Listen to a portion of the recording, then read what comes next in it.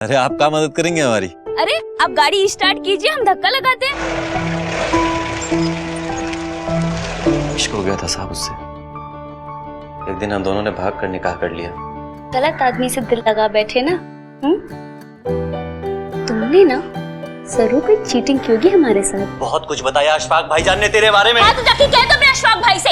हाँ बीवी हम तुम्हारे, कोई घर में पड़ा हुआ पैजामा नहीं कि 4 दिन वो पहन 4 दिन तुम। अशफाक अरे बाप रे।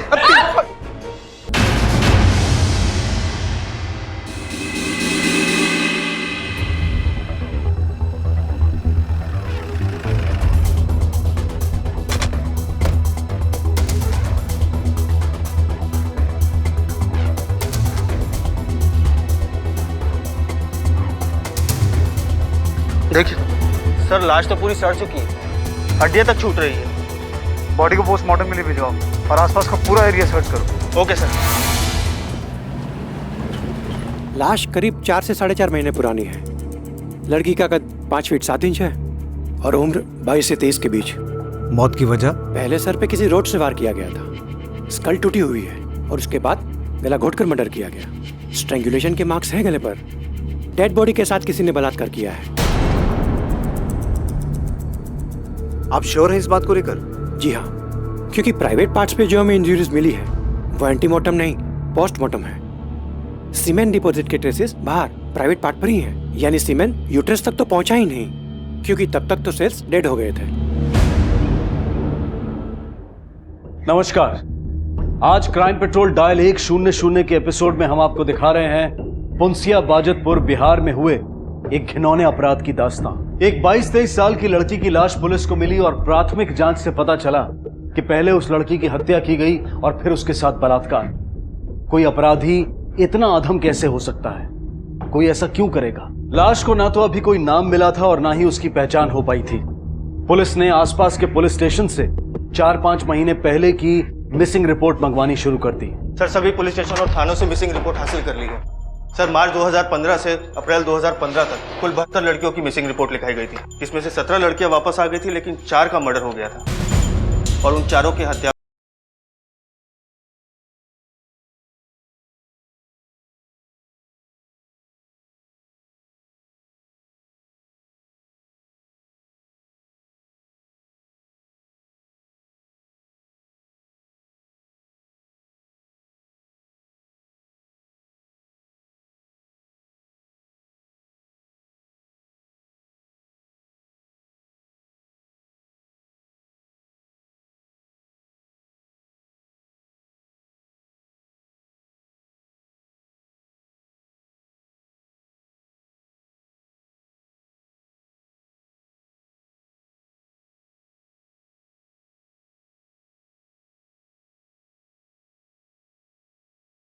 करेगा। लाश काफी गल चुकी थी और अब उसकी पहचान हो पाना मुश्किल था। पुलिस ने अनुमान लगाया कि हो सकता है कि लड़की की मिसिंग कंप्लेंट ना लिखवाई गई हो, इसलिए उन्होंने खबरियों के नेटवर्क को काम पर लगा दिया। 5 गांव से 5 लड़कियों के गुमशुदा होने की खबर मिली, लेकिन उनमें से सिर्फ 3 लड़कियों का कद लाश से मैच करता था। अब जांच का दायरा सिमट कर उन 3 परिवारों तक आ पहुंचा था। क्या उनमें से कोई शिनाख्त कर पाएगा इस लाश की? ये चूड़ियां हमें लाश के हाथों से मिली थी। आप पहचानते हैं इसे? आपकी बेटी की हैं? नहीं साहब, न तो ये चूड़ियाँ हमारी बिटिया के हैं और न ये लाश। हमारी बहन लंबी जरूर थी पर ये नहीं हो सकती। ठीक है, आप लोग जा सकते हैं। वो तीसरी फैमिली का क्या हुआ? सर तीसरी फैमिली एक ड्राइवर की है, नाम है फिरोज। उसकी बीवी लापता है, अभी पटना गया हुआ है, देर रात तक लौटेगा, कल सुबह तक थाने आ जाएगा।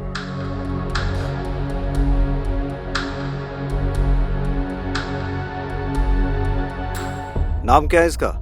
पता नहीं साहब। तेरी बीवी का जो लापता है? साहब यू नहीं है।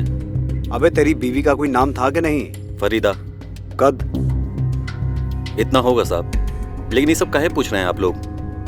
4 महीने से लापता है ना तेरी बीवी? हाँ साहब, लेकिन वो लापता नहीं है, भाग गई किसी दूसरे मर्द के साथ। अरे हमारे लिए तो उसी दिन मर गई थी जिस दिन हमें छोड़ के गई वो। अब उसके अम्मी अब्बू जाने और ऊ जाने, हमसे उसका कोई लेना देना नहीं है साहब, हमें माफ कीजिए। कहाँ रहते हैं उसके माँ बाप? यहीं कटोरिया गांव में। और सुन, जब जरूरत पड़ेगी बुलाएंगे। ठीक है साहब। पाठक, सर फिरोज के ससुराल वालों को बुलाकर लाश दिखाओ। मुझे लगता है अब यही फैमिली हमें मुजरिम तक पहुंचाएगी।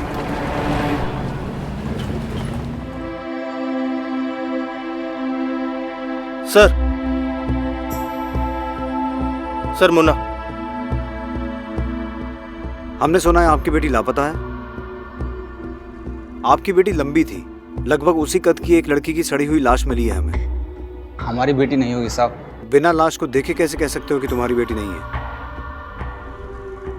आओ। इस लाश की हाइट तकरीबन 5 फीट 7 इंच। आपकी बेटी की हाइट भी इतनी थी ना? हमारी समझ में कुछ नहीं आ रहा साहब, कैसे पहचाने हम इसको? आप इन चूड़ियों को पहचानती हैं?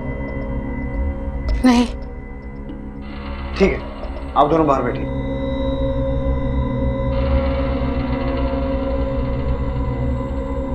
पाठक, सर इन दोनों को लैब लेके जाओ। इनका डीएनए सैंपल लो और लाश के डीएनए के साथ मैच करवा के देखो। और हाँ, ये लाश जिस बोरी में मिली थी उसके ऊपर एक मार्क था, वो भी पता करो आइडेंटिफाई हुआ है या नहीं। सर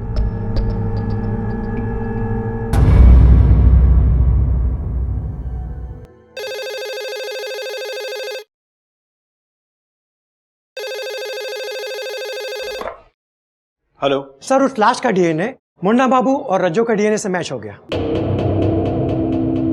मतलब लाश फरीदा की है? जी सर। थैंक यू डॉक्टर साहब। पाठक, सर फरीदा की दोनों फैमिलीज को बुलाओ। अब इन दोनों फैमिलीज की कुंडली हमें खोलनी होगी। फरीदा और उसके शौहर के ताल्लुकात कैसे थे ये पता लगाना बहुत जरूरी है, क्योंकि शौहर तो कह रहा है कि उसकी बीवी किसी के साथ भाग गई थी। सर ऐसा भी तो हो सकता है कि जिसके साथ वो भागी थी उसी ने उसे मार दिया। हो सकता है, लेकिन अगर वो किसी के साथ भागी थी तो कोई अपनी प्रेमिका को मारकर उसकी लाश के साथ रेप क्यों करेगा? अब इस केस को सुलझाने के 2 ही रास्ते हो सकते हैं पाठक। पहला तो ये पता लगाना कि वाकई में फरीदा ऐसी थी जैसा उसका शौहर बता रहा है, और दूसरा उस क्रिमिनल की साइकोलॉजी को समझना जिसने ये घिनौना अपराध किया है। पाठक, लाश के साथ रेप हुआ है। ये क्रिमिनल नेक्रोफिलिक भी हो सकता है। मुझे लगता है हमें क्रिमिनल साइकोलॉजिस्ट डॉक्टर बोस की मदद लेनी चाहिए। तुम एक काम करो, तुम फिरोज के साथ तहकीकात शुरू करो, मैं डॉक्टर बोस को मिलकर आता हूं। Sir well, since it's a case of dead body rape, इसमें कई सारी पॉसिबिलिटीज हो सकती हैं। बैठो। एक तो ये कि शायद कोई आपसी दुश्मनी हो। इस लड़की की तस्वीर है कोई आपके पास? जी नहीं। इसकी संभावना बहुत ज्यादा है कि लड़की बेहद खूबसूरत होगी, और यह भी हो सकता है कि कोई उसे पाने की कोशिश करता रहो और अंत में कुछ हासिल होता नजर नहीं आया तो पहले उसने लड़की का मर्डर कर दिया और फिर रेप। कोई दिल जला आशिक ये क्राइम कर सकता है। डॉक्टर बोस, इस केस में ऐसी कोई जानकारी तो नहीं मिली है, फिर भी हम इस एंगल के बारे में गौर जरूर करेंगे। कोई खूबसूरत लड़की अगर ना कहे तो मेल ईगो को चोट लगती है और वो ऐसी हरकत कर सकता है। एक और पॉसिबिलिटी है, लेकिन वो बेहद रेयर है। नेक्रोफीलिया। डॉक्टर बोस, मुझे नेक्रोफीलिया के बारे में थोड़ी डिटेल जानकारी चाहिए। नेक्रोफीलिया मतलब मेंटली इम्बैलेंस लोग जो सिर्फ डेड बॉडीज के साथ ही रेप करते हैं। लेकिन ऐसे लोगों में ज्यादातर औरतों से प्यार पाने की हिम्मत नहीं होती। अपीयरेंस से वो लोग शाय दिखते हैं, औरतों से नजरें भी नहीं मिला सकते, लेकिन अपनी शारीरिक जरूरतों की पूर्ति करने के लिए वो लोग डेड बॉडीज की तलाश करते रहते हैं। ऑपर्चुनिस्टिक नेक्रोफीलियाक्स। लेकिन ऐसे केसेस बहुत रेयर होते हैं, क्योंकि हमारे यहाँ ज्यादातर डेड बॉडीज को दफनाया नहीं जाता बल्कि जलाया जाता है। डॉक्टर बोस, ऐसा भी तो हो सकता है कि लड़की का खून किसी और ने किया हो और उसके बाद डेड बॉडी के साथ रेप किसी और ने किया हो सकता है। अगर ऐसा है तो आपको एक नहीं 2 मुजरिमों को तलाशना होगा। लेकिन इस केस को सॉल्व करने का सबसे अच्छा और आसान तरीका है विक्टिम के बारे में जानना, विक्टिम की पर्सनालिटी के बारे में जानना, क्योंकि विक्टिम की हिस्ट्री ही आपको क्लू दे सकती है कि उसे किसने मारा होगा।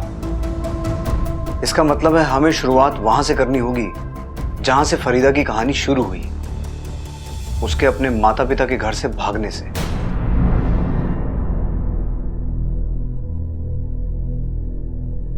सर, फिरोज जो लाश तुम्हें दिखाई गई थी वो किसी और की नहीं बल्कि तुम्हारी बीवी फरीदा की है। और बड़ी हैरानी की बात है कि उसको मारने के बाद उसकी लाश के साथ रेप हुआ है। रेप हुआ है? सनी तो होना ही था। अच्छा हुआ मर गई, जीते जी तो मार ही डाला था ना उसने हम लोगों को। कोई नहीं सोचा था कि वो ऐसी निकलेगी। फिरोज, तुम फरीदा को कब और कहाँ मिले थे? सर एक दिन की बात है, हमारी गाड़ी खराब हो गई।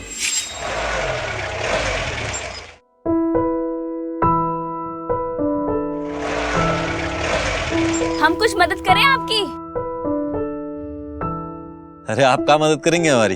अरे आप गाड़ी स्टार्ट कीजिए, हम धक्का लगाते हैं। क्या बात कर रही हैं? अब आप धक्का देंगी? अरे काहे? कायम धक्का नहीं लगा सकते? अरे लड़की है पर कमजोर नहीं। चलिए आप गाड़ी स्टार्ट कीजिए, हम धक्का लगाते हैं। देखते हैं। चलिए। 1 2 3।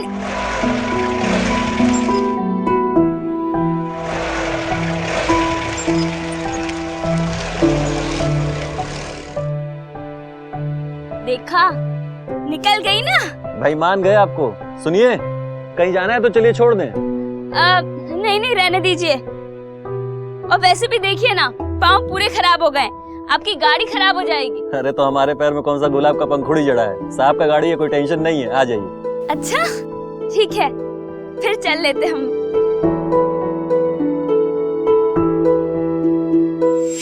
बस साहब, उसमें कुछ बात तो थी कि हमारी गाड़ी के पहिए उसकी घर की ही तरफ घूमने लगे। हम दोनों मिलने लगे, इश्क हो गया था साहब उससे। एक दिन हम दोनों ने भाग कर निकाह कर लिया। हम दोनों बहुत खुश थे एक दूसरे के साथ। उसे अपनी लंबाई पे बहुत गुमान था।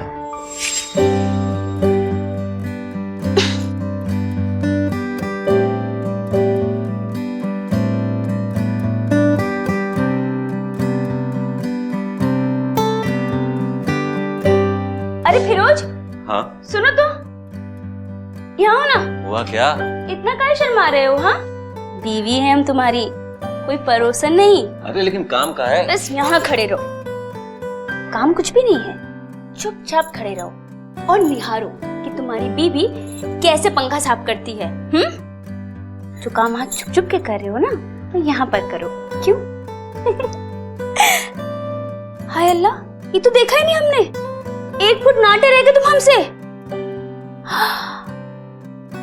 लगता है तुम्हारी अम्मी तुम्हें बचपन में दूध कम पिला रही। अच्छा जी, अभी बता। अरे नहीं, सुनो, अब बताओ, इसकी अम्मा ने कम दूध पिलाया? सिर्फ 2 इंच से चूक गए हम, वरना हमारे शौहर हमसे नाटे होते। गलत आदमी से दिल लगा बैठे ना। तुमने ना जरूर कोई चीटिंग की होगी हमारे साथ। चीटिंग तो वो कर रही थी हमारे साथ।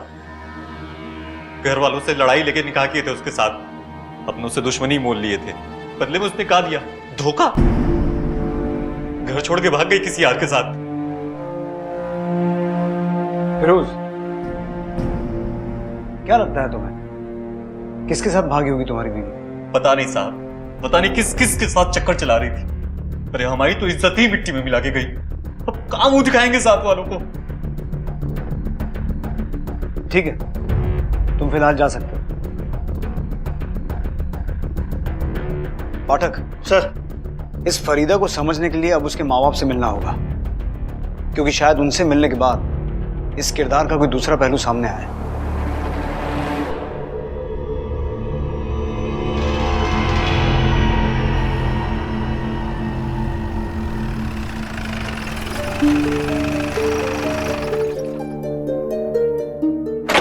मुन्ना बाबू। हाँ साहब। आपकी बेटी अब इस दुनिया में नहीं है। जो लाश आप लोगों ने देखी थी, उसका डीएनए आपके डीएनए के साथ मैच हो गया है। इसका मतलब वो लाश फरीदा की ही थी।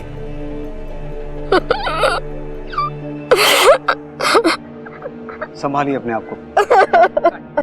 मुन्ना बाबू, हम आपकी बेटी के कातिल को ढूंढ रहे हैं और इस काम में हमें आपकी मदद चाहिए।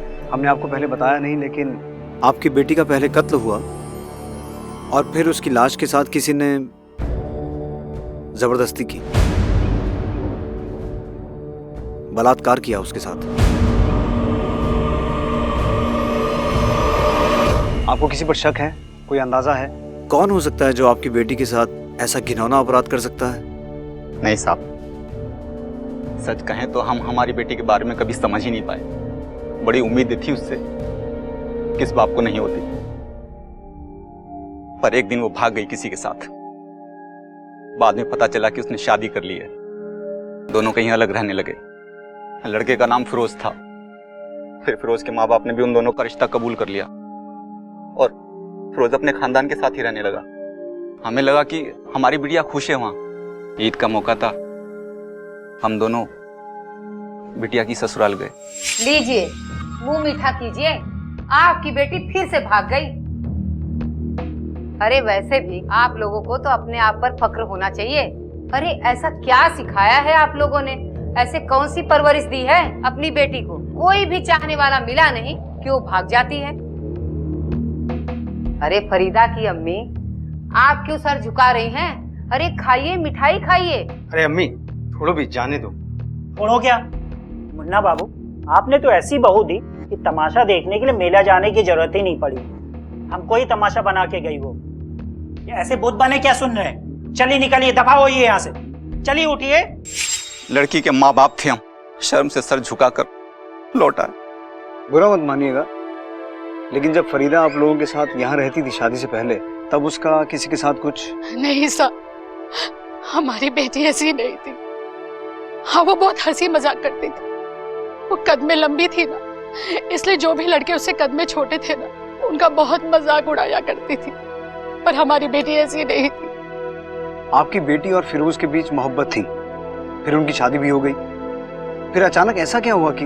ये तो हमारी भी समझ में नहीं आ रहा साहब। 1-1.5 साल में ऐसा क्या हो गया कि वो भाग गई? आपके पास आपकी बेटी की कोई तस्वीर तो होगी?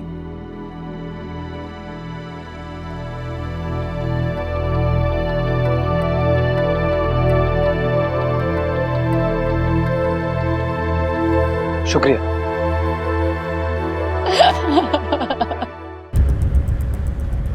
जैसा कि डॉक्टर बोस ने कहा था, लड़की वाकई खूबसूरत है।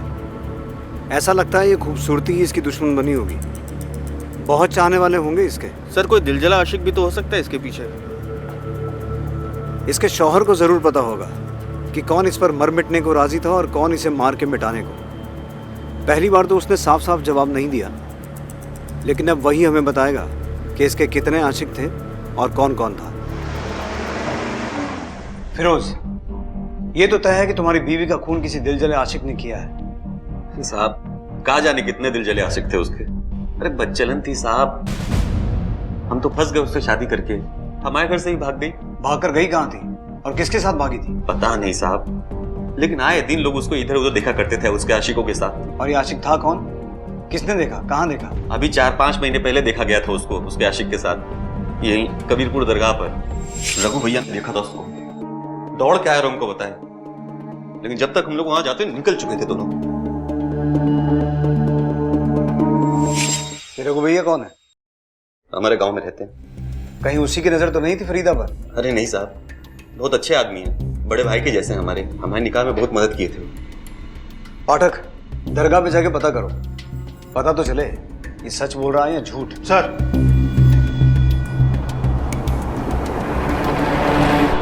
बाबा, इस लड़की को पहचानते हैं क्या? जी हाँ, बड़ी नेक लड़की है ये। अक्सर यहाँ आती थी, 2 रकात नमाज पढ़ती थी, दुआ मांगती थी।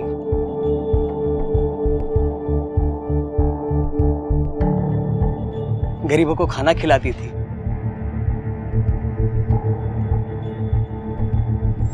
पर पिछले 4-5 महीनों से तो मैंने उसे यहाँ देखा नहीं। पर हमारी जानकारी के हिसाब से तो वो यहाँ किसी के साथ आती थी। जी, अपने शोहर के साथ आती थी या फिर अकेले। इसे पहचानते हैं? जी हाँ, यही तो उसका शोहर है, फिरोज नाम है इसका। अच्छा बाबा, कभी किसी और के साथ आई थी यहाँ? परवरदिगार की कसम, वो वैसी औरत नहीं थी, ये एकदम पाक दामन औरत है वो। शुक्रिया। सर ये फिरोज झूठ बोल रहा है। इसकी बीवी दरगाह तो जाती थी, लेकिन या तो इसके साथ या फिर अकेले, कभी किसी और के साथ नहीं गई सर। और सर 4 महीने से तो वो दरगाह गई नहीं। वे झूठ बोलकर गुमराह कर रहा है तू। साहब हम काहे गुमराह करेंगे आपको? राजेश, रॉकी, सलीम, बबलू, समीर, इन सबके साथ चक्कर था उसका। और क्या जाने कितना चक्कर था। ये जिन लौड़ों के तूने नाम लिए हैं कहाँ मिलेंगे? सर ये फिरोज कहीं हमें गोल गोल तो नहीं घुमा रहा? पाठक, एक औरत का मर्डर करके उसकी डेड बॉडी के साथ रेप करने वाला आदमी कोई सिंपल आदमी तो नहीं होगा ना? सर आपका शक कहीं फिरोज पर तो नहीं? हाँ सर, उसके पास मोटिव है, वो उसका मर्डर कर सकता है, लेकिन लाश के साथ रेप? अगर मुजरिम कोई मानसिक रोगी है तो उसका कोई क्रिमिनल रिकॉर्ड भी होगा। सर लेकिन फिरोज का तो किसी भी पुलिस स्टेशन में कोई क्रिमिनल रिकॉर्ड नहीं है। और वो 5 लोग, राजेश, सलीम, समीर, रॉकी और बबलू, देखते हैं अब इन 5 की कुंडली में क्या निकलता है। सर एक बात और, सर जिस बोरे में लाश मिली थी उसके डिटेल्स लेने के लिए मैंने मिश्रा जी को भेज दिया है।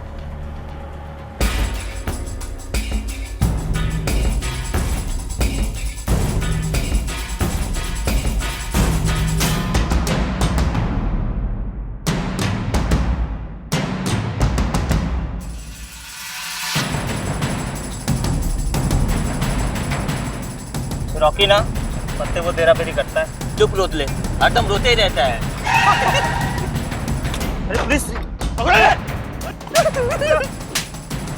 साहब साहब, पत्ते खेल रहे थे, जुआनी खेल रहे थे हम लोग। सिखा मत। राजेश कौन है? ये साहब। तूने फरीदा को आखिरी बार कब और कहाँ देखा था? सब फरीदा भाभी को उनके घर पे। भाभी बोलता है, तेरा चक्कर था ना उसके साथ? अरे नहीं साहब, अम्मा कसम, हमने तो बस एक बार उनके हाथ की बनाई फिरनी खाई थी बस, उसके बाद तो मैंने देखा भी नहीं साहब। जब से वो गायब हुई तब से कहीं देखा? नहीं साहब, कहीं नहीं देखा। राजेश झूठ मत बोल, फिरोज ने हमें बताया कि तू उससे मिलता था। साहब वो झूठ बोल रहा है, सारा हमको वो तुझी को क्यों फंसा रहा है? कोई तो वजह होगी ना। गायब होने से पहले उसको मैं फिरोज के साथ लड़ते हुए देखा था। हमारे वजह से घर में कौरा मचा है, हमारे वजह से? मत खुलाओ तुम हमारा। अरे तो तू ही बता ना, वही रात कव्वाली जाने के लिए क्यों मिली जब हम घर पे नहीं थे? किसके साथ गई थी तू? जब तुम साहब के साथ में गाड़ी लेकर जाते हो, रात कहाँ बिताते हो ना, एक मालूम नहीं है का हमें? अशफाक भाई सब किससे बताया तुम्हारे? हमारा हाथ मत लगाना हम पे, बाकी जनानियों की तरह कमजोर नहीं है हम। उस दिन किस तरह से फंसे हुए पहिए को निकाल लिया था ना, उसी तरह तुम्हारा हाथ रगड़ फेंक देंगे। एक दिन कव्वाली कहाँ चले गए तो क्या बच्चा हो गए का हम? अरे कुछ ना कुछ तो करती होगी ना तू, बार बार नाम काहे उछलता है तुम्हारा? बस इतनी परेशानी है, इतना ही शक है तो काहे ना तलाक ले लेते हमसे? बबलू तू बता, क्या जानता है फरीदा और फिरोज के बारे में? पता नहीं साहब, वो लोग हमेशा लड़ाई झगड़ा करते रहते हैं। समीर कहाँ मिलेगा? समीर से पूछताछ करके कोई फायदा नहीं, वो तो कभी किसी औरत की तरफ नजर भी उठाकर नहीं देखता था। उसका किसी के साथ क्या चक्कर होगा साहब? पाठक सर, समीर को उठा के लेकर आओ और इन सबका पार्सल थाने भिजवाओ। सर। सर सर ये है समीर।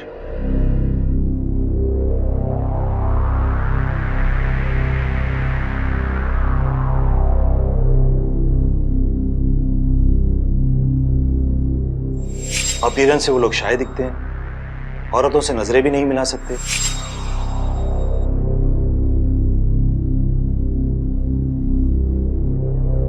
पाठक, इससे पूछताछ हम नहीं करेंगे। तो फिर कौन करेगा सर? समीर, समीर नाम है ना तेरा? बैठ। मस्ताना लेडीज टेलर के यहाँ कटिंग का काम करते हो ना तुम? जी मैडम। फरीदा आती थी वहाँ? हाँ। नीचे क्या देख रहा है? नजरें मिलाकर बात कर। खूबसूरत थी ना वो? जी जी नहीं मैडम।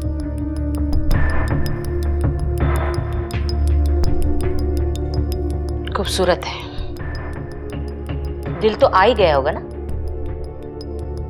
जी मैडम, मेरा मतलब नहीं मैडम, बहुत डर लगता था, बहुत मजा करती थी। गुदगुदी होती थी अंदर?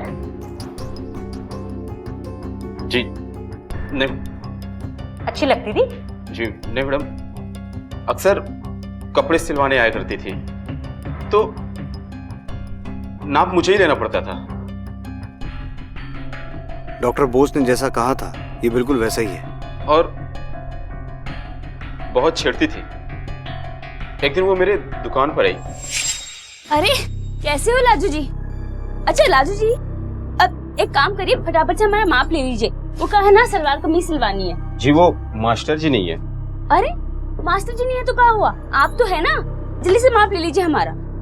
वो आपने वो फिल्म देखी है जो नई नई आई है, ओ ऐश्वर्या राय की? हाँ, उसमें कैसी कुर्ती सिली है, बस डिट्टो ऐसी सिलवानी है हमें।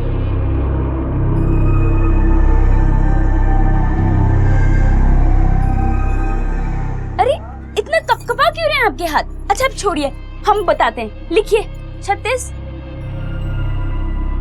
क्या हुआ लाजू जी?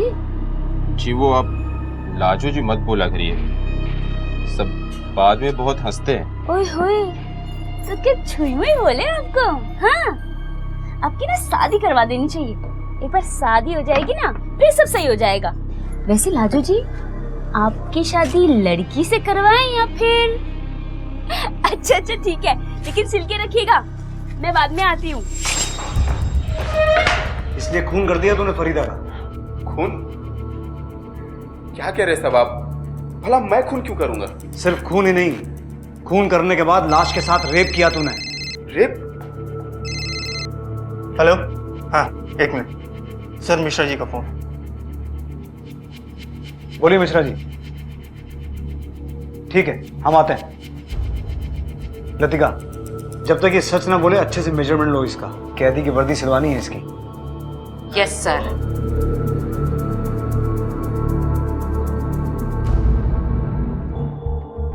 जी सर, ये बोरी तो हमारे यहाँ की है, लेकिन इसमें लाश कैसे आई ये मैं कैसे बता सकता हूँ? पुंसिया गांव से कोई आपकी बोरी खरीदता है? नहीं सर। पुंसिया का कोई आदमी यहाँ काम करता है? एक मिनट, हाँ मंडल जरा अंदर आना। कोई बड़ा केस है साहब क्या? फुंसिया गांव से कोई हमारे यहाँ काम करता है क्या? सर वो अपना टेम्पो ड्राइवर रघु, वहीं का है। ये रघु भैया कौन है? हमारे गांव में रहते हैं। बुलाओ उसे। सर 2-3 दिन से छुट्टी पे, बीमार है।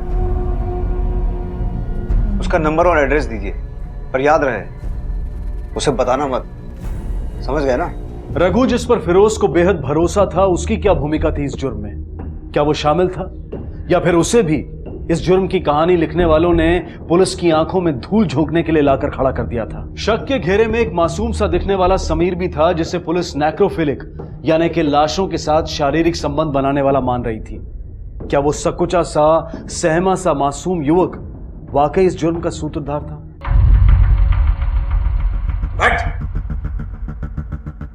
और क्या क्या किया रघु ने तेरे लिए? सिर्फ लाश फेंकने के लिए बोरी का इंतजाम किया था या खून में शामिल था वो? क्या कर रहे हैं साहब आप? हम काहे करने लगे खून? रघु भैया ने तो निकाह के वक्त हमारी काफी मदद की थी, वो काहे करेंगे खून? देख फिरोज, तेरी उल्टी गिनती शुरू हो चुकी है। तूने क्या कहा था? तेरी बीवी के बहुत से यार हैं, तूने नाम भी बताए, लेकिन जब हमने पता किया उनमें से एक भी आदमी ऐसा नहीं निकला जिसकी तेरी बीवी के साथ यारी हो। फिर तूने क्या कहा? तेरी बीवी दरगाह जाती थी किसी के साथ। तेरी बीवी जिस दिन से गायब हुई है वो दरगाह गई नहीं। पर साहब। चुप! क्या कहा था तूने? तेरी बीवी के साथ झगड़े होते थे, तलाक तक बात पहुंच गई थी। नहीं, तू अपनी बीवी पर बदचलन होने का इल्जाम लगा रहा है। पर साहब, अशफाक भाईजान ने ही ये बात हमें बताई थी, एक बार नहीं कई बार, कि उसका एक के साथ नहीं कईयों के साथ चक्कर है। तूने जिस जिसका नाम लिया हमने सबकी कुंडली निकलवाई है, एक भी आदमी उसमें शामिल नहीं है। झूठ बोल रहे हैं साहब, ऐसी बात भी कोई कबूल करता है क्या? एक बात बता, तूने अपनी बीवी को देखा कभी किसी के साथ? नहीं साहब। फिर? लेकिन अशफाक भैया ने तो देखा, रघु भैया ने तो देखा। अबे तेरे भैया कहेंगे कि तेरा कान कौवा ले गया, तू कौवे के पीछे दौड़ेगा क्या? पाठक चल, इसके प्यारे भैया अशफाक को उठा के लेके आ। ये केस अब इन दोनों पे खत्म होगा। और याद रखना फिरोज, बहुत घिनौना अपराध हुआ है, एक लाश के साथ रेप हुआ है। सजा तो मिलेगी ही, लेकिन उससे पहले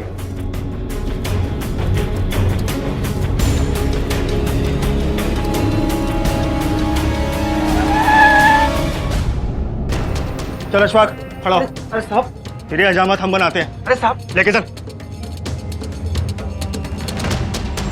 साहब, फरीदा औरत नहीं, आफत थी, आफत। तो उस आफत को तूने रास्ते से हटाया या तूने अपने भाई की मदद की उसे रास्ते से हटाने में? अल्लाह कसम साहब, मैंने कुछ नहीं किया, पर यह सच है कि मेरे छोटे भाई की बीवी की हरकतें कुछ ठीक नहीं थी। अच्छा, जरा हम भी तो सुने। फिरोज जब घर से निकल जाता तो फरीदा भी कहीं गायब हो जाती, देर देर तक घर नहीं आती। आस पड़ोस के लोग तरह तरह की बातें करने लगे, हम सरेआम जलील होने लगे, पानी नाक से ऊपर हो गया था। तब जाके मैंने फिरोज को सच सच बताया।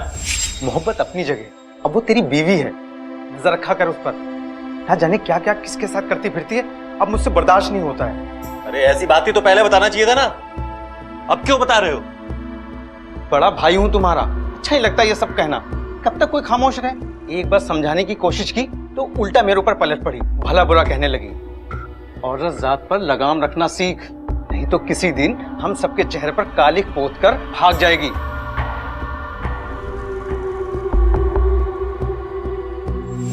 साहब, मैंने फिरोज को कई बार आगाह किया, सब लोगों ने देखा। घर से भागने के बाद बेहयाई से सर उठाकर घूम रही थी। क्या करता साहब, सब कुछ अपने भाई को बताना पड़ा। भाई ने कहा तो सच, बीवी ने कहा तो झूठ। ऐसी बात नहीं है साहब, आपको पता नहीं है, अशफाक भाईजान नहीं रहते तो हम कभी घर वापस नहीं आ सकते थे। तो भाई का कर्जा तूने ऐसे चुकाया, बीवी की जान लेकर। लेकिन एक बात बता फिरोज, लाश के साथ बलात्कार करते हुए तुझे घिन नहीं आई? क्या बात कर रहे हैं साहब आप? हम इतने गिरे हुए नहीं कि मुर्दे के साथ, और ना ही अशफाक भाईजान इतने गिरे हुए हैं। जरूर उस फरीदा का कोई ना कोई आशिक रहा होगा जिसने उसके साथ ये सब किया होगा। अरे उस घोड़ी को हम लगाम कस ही नहीं पाए, खून क्या करेंगे? और रही अशफाक भैया की बात, अरे उनके पीछे तो खुद ही दौड़ी थी मारने वो। अरे फिरोज, ये कहाँ है? जब कल रात हम घर पे नहीं थे, कहाँ थी तू? काहे बौखला रहे हो इतना? कव्वाली सुनने गए थे। किसके साथ गई थी कव्वाली सुनने? जैसे अपने घर से भागी थे, हमारे साथ किसी और के साथ भागने का इरादा है क्या तेरा? फिरोज, जबान संभाल के बात करो। आवाज नीची, शौहर है हम तेरे। बहुत कुछ बताया अशफाक भाईजान ने तेरे बारे में। हाँ तो जाके कह दो अपने अशफाक भाई से।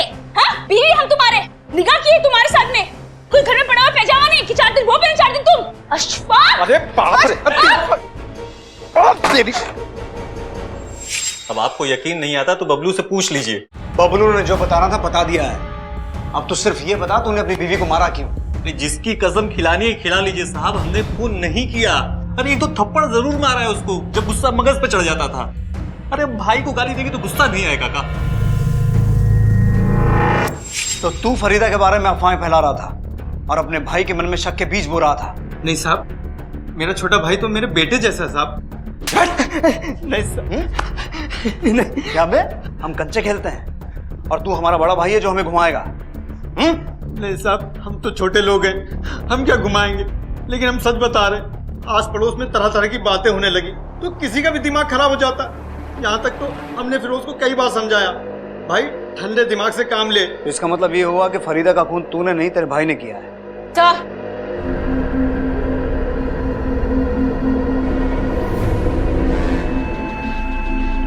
रघु कहाँ छुप के बैठा था? सर इवनिंग कॉलेज के पीछे बगीचे में। ये और राजेश दोनों दोस्त हैं और दोनों के दोनों हिस्ट्री शीटर। अब इनकी हिस्ट्री के नए पन्ने हम लिखेंगे। मिश्रा जी, आप प्रस्तावना लिखिए, हम आते हैं। जी सर। लतिका जी समीर को जाने दो। जी सर। पाठक सर, अब इस केस का असली मुजरिम हमारे हाथ में है। अशफाक, फिरोज, राजेश या रघु, या फिर ये चारों।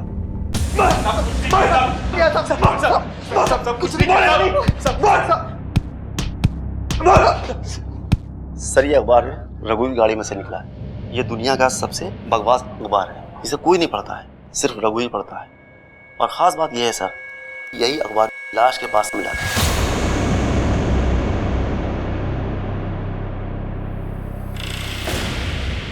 बोलो, क्यों मारा फरीदा को? साहब हमने नहीं मारा साहब। बोलना रघु। साहब हमने तो सिर्फ लाश को ठिकाने लगाने में मदद की थी साहब, और कुछ नहीं। अगर तुम दोनों ने फरीदा को नहीं मारा तो किसने मारा है? लाश के साथ रेप किसने किया? What?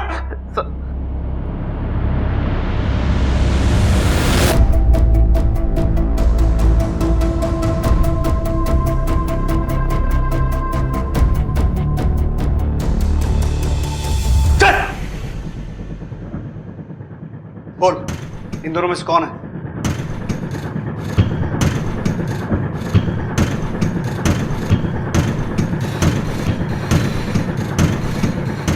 सभी।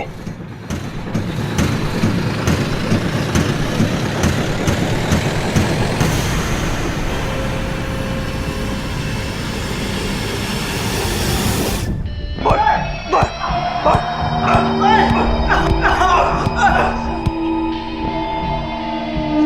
अब बोलेगा भी।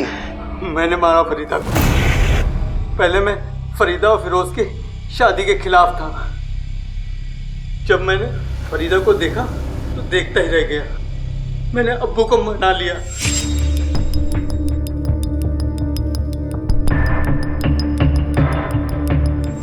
और तुरंत उन दोनों को घर ले आए। मैंने सोचा फरीदा मेरे इस एहसान का बदला चुकाएगी, मुझे करीब आने देगी, लेकिन ऐसा नहीं हुआ। एक दिन मौका पाकर मैंने पीछे से उसे दबोच लिया। अरे फिरोज, अशफाक, अरे अरे कब? देखो मैं तो आज सबक सिखाती हूँ बराबर से। तेरी तो देती हूँ मैं। बदतमीज। अरे आज तो मैं छोड़ूंगी नहीं। उसने लोगों के सामने मुझे खदेड़ खदेड़ कर मारना चाहा। पागल हो गई है। अरे रुक, कहाँ जा रहे भाग के? हाँ? पगला गई। अरे रुक, अरे रुक, पकड़ के मार। रुक, कहाँ जा रहे? मैंने रघु और राजेश के साथ मिलकर एक प्लान बनाया।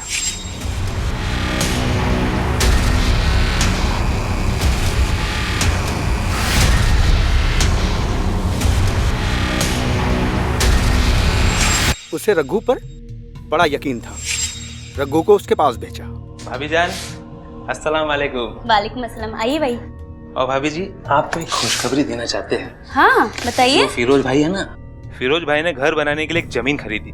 तो मैंने ये सोचा कि कहीं आपको बाद में जमीन पसंद ना आए, तो चलो मेरे साथ आपको दिखा देता हूँ। अरे सोचिए मत भाभी जी, चलो मेरे साथ, मैं आपको दिखा देता हूँ।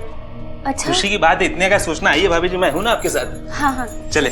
जमीन दिखाने के बहाने टेम्पो में उसे बिठा लाए।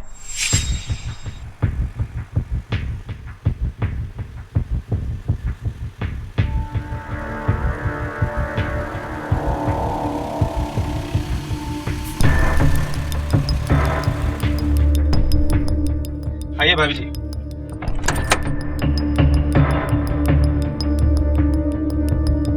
ये देखिए, ये जमीन खरीदी है इतना बढ़िया सा। ये जमीन खरीद रहे हैं फिरोज? हाँ भाई। यहाँ कौन आएगा? हम बताते हैं।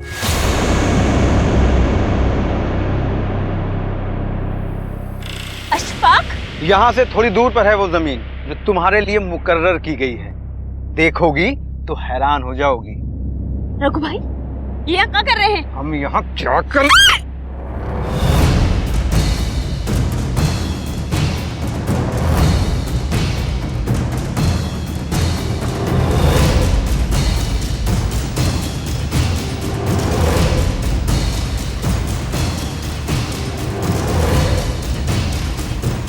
रुक रुक रुक, ला रुक फरीदा, रुक।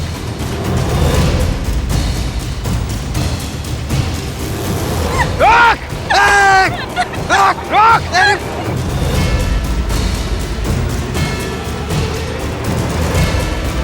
इतनी जिल्लत सही थी, इतने ताने सुने थे नौटे होने के, दिमाग सुलग उठता था। सामने तो लाश पड़ी थी साहब, लेकिन दिमाग में जीती जागती फरीदा। हमने अपना आपा खो दिया। शर्म आती है तुम जैसे आदमी को सामने देखकर। ऐसी चार्जशीट बनाऊंगा तुम्हारे खिलाफ कि जमानत को भी तरस जाओगे।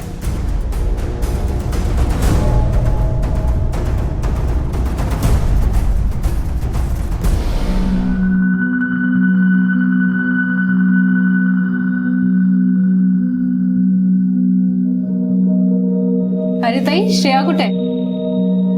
अरे लगता है वो अंदर तैयार हो रही होगी, और जब तक मैं उसे बाहर नहीं लाऊंगी ना, लगता है वो आएगी ही नहीं। प्रभा ने पार्टी इतनी झकास दी है कि कोई कमी ही नहीं छोड़ी। अब कैसे नहीं देती, मेरी श्रेया की पार्टी है भाई, और इतनी मेहनत उसी के लिए तो करती हूँ मैं। बिल्कुल सही कहा भाई, बच्चों के लिए तो कितना भी करो कम है, और तुम तो 2 नौकरियां करती हो। मेरा तो एक रिक्शा चलाने में टायर पंचर हो जाता है। अब जल्दी बुलाओ श्रेया को, वरना बच्चे लोग कंट्रोल नहीं कर पाएंगे। हाँ अभी बुलाती हूँ। श्रेया, श्रेया उठेगी ली? अरे अभी तक तैयार नहीं हुई ये लड़की। श्रेया, अरे ये लाइट को क्या हो गया? अरे आप लोग सब घबराओ मत, मैं मोमबत्ती जला रही हूँ। क्या हो रहा है?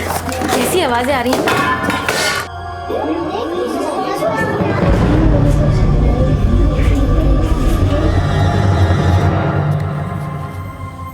अरे भाई, बर्थडे में खर्चा अच्छा किया है तूने।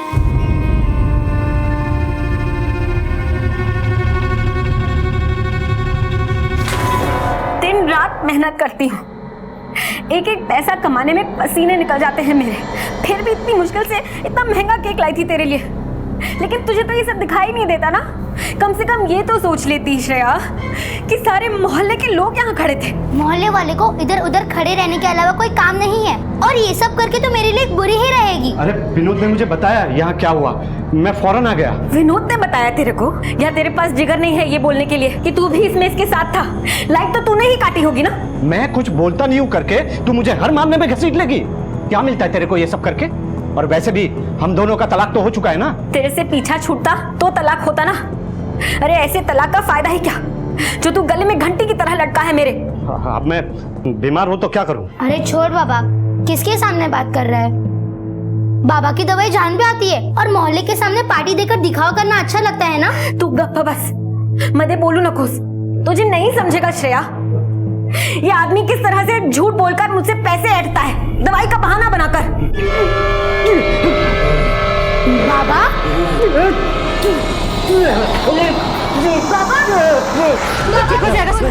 परिवार, ये शब्द जब भी हमारे जहन में आता है तो चाहे हम किसी भी परिस्थिति में क्यों ना हो, हमारे चेहरे पर एक हल्की सी मुस्कान आ जाती है। ये मुस्कान जिंदगी के उन बेहतरीन पलों की वजह से होती है जो हमने अपने घर वालों के साथ बिताए होते हैं। आमतौर पर एक परिवार में जितना प्यार होता है उतनी ही तकरार भी होती है, लेकिन ये तकरार किसी परिवार को कमजोर नहीं बनाती, बल्कि आने वाली चुनौतियों के लिए और मजबूती के साथ खड़े होने की ताकत देती है। और वहीं कई बार कुछ ऐसे हालात पैदा हो जाते हैं जिसके बाद परिस्थितियां बदलने लगती हैं। आज की इस कहानी में प्रभा के साथ भी कुछ ऐसा ही हो रहा था। उसका पारिवारिक रिश्ता बिल्कुल ठीक नहीं चल रहा था। अपने पति के साथ उसका तलाक हो चुका था, और साथ ही साथ प्रभा और उसकी बेटी के बीच में दूरियां आ चुकी थी। आखिर ऐसा क्यों था? क्या हुआ था इस परिवार में? और क्यों श्रेया को अपनी मां फूटी आंख नहीं सुहाती?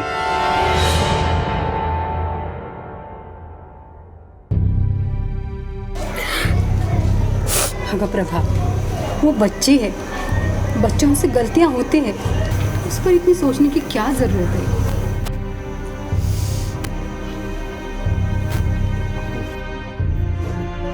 सारा दिन काम करती हूँ और फिर रात को ये सब। मेरी तो जैसे जिंदगी ही बर्बाद हो गई है। 13 साल हो गए, काश मैंने कभी सुबह से शादी ही नहीं की होती।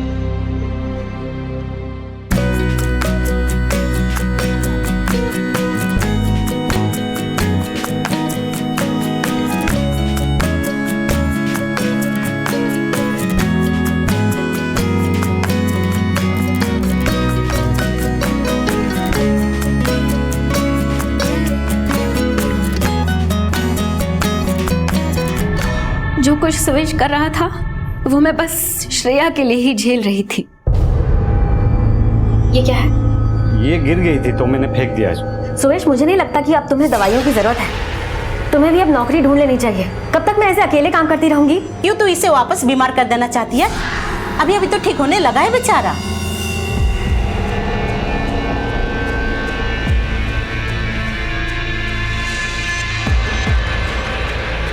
वाह यार, तुझे तो पार्टी के लिए शाम का इंतजार ही नहीं करना पड़ता।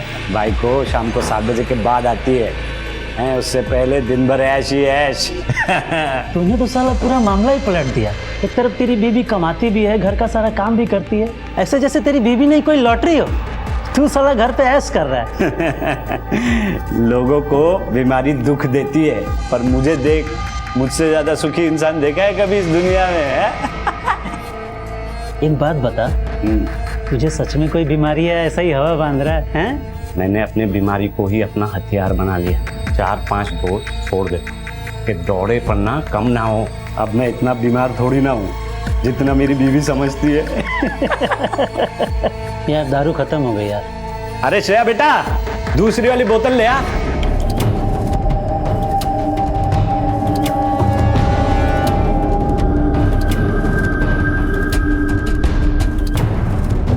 दोनों पक्ष की दलीलें सुनने के बाद कोर्ट प्रभा देशमुख को अपने पति सुवेश देशमुख से तलाक लेने की अनुमति देती है। बच्ची श्रेया देशमुख की कस्टडी मां प्रभा को दी जाती है। मैडम ऐसा मत कीजिए, मैं आपके पाँव पड़ता हूँ madam. Madam please madam. Divorce तो सिर्फ कागज पर ही हुआ था, क्योंकि वो तो मेरे पीछे पीछे यहाँ तक आ गया। इस चौल में मैंने सोचा था कि वो कभी यहाँ तक नहीं पहुँच पाएगा और मैं अपनी जिंदगी की नई शुरुआत करूंगी। मौसी, मुझे इस बात का गम नहीं है कि वो मुझसे पैसे ऐंठता है, लेकिन इस बात का गम है कि उसने मेरी ही बेटी को मेरे खिलाफ खड़ा कर दिया। वो जानता है कि श्रेया मेरी कमजोरी है और इसी बात का फायदा उठाता है वो। भगवान पर भरोसा रख, एक दिन श्रेया को एहसास हो जाएगा कि तू उसे कितना प्यार करती है।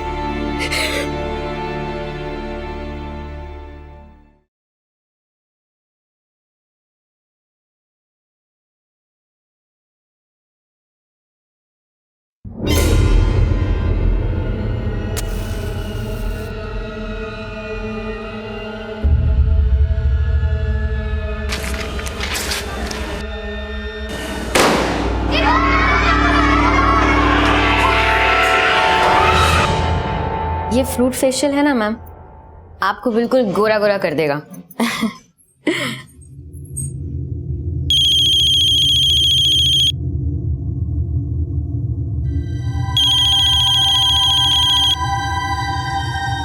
हेलो, हाँ बोला। क्या?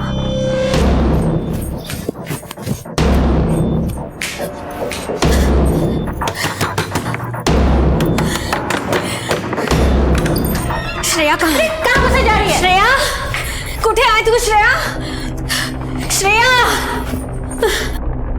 अरे क्या हुआ? काय को इतना चिल्ला रही है? सुबह श्रेया को कहाँ छुपा कर रखा है, जल्दी बता दे। अरे तेरा दिमाग खराब हो गया क्या? मैं उसको इधर काय को छुपा के रखूंगा? इधर नहीं छुपा कर रखा है तो किधर छुपा कर रखा है? आई शपथ, मेरे को नहीं मालूम वो किधर गई है। तो फिर किसको मालूम होगा? उसके स्कूल से फोन आया था, उसकी टीचर कह रही थी स्कूल में बम फोड़ कर किधर भाग गई है वो। अरे उसका रोज का है, तू टेंशन मत ले, जा वो आ जाएगी।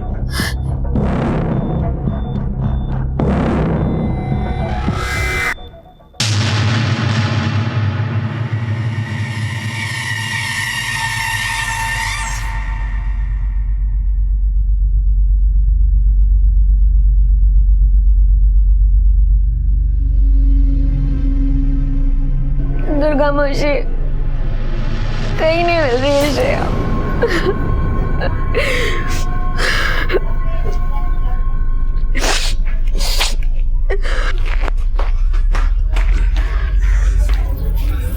हर जगह ढूंढा, कहीं नहीं मिली श्रेया।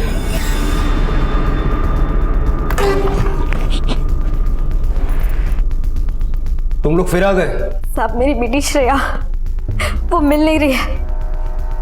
तुम लोगों का रोज कुछ ना कुछ चलता है ना?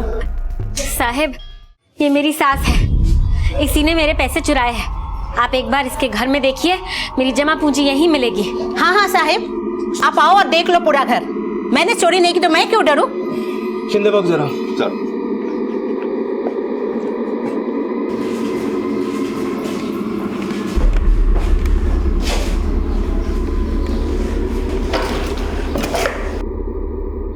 सर, इनके घर से तो कुछ नहीं मिला।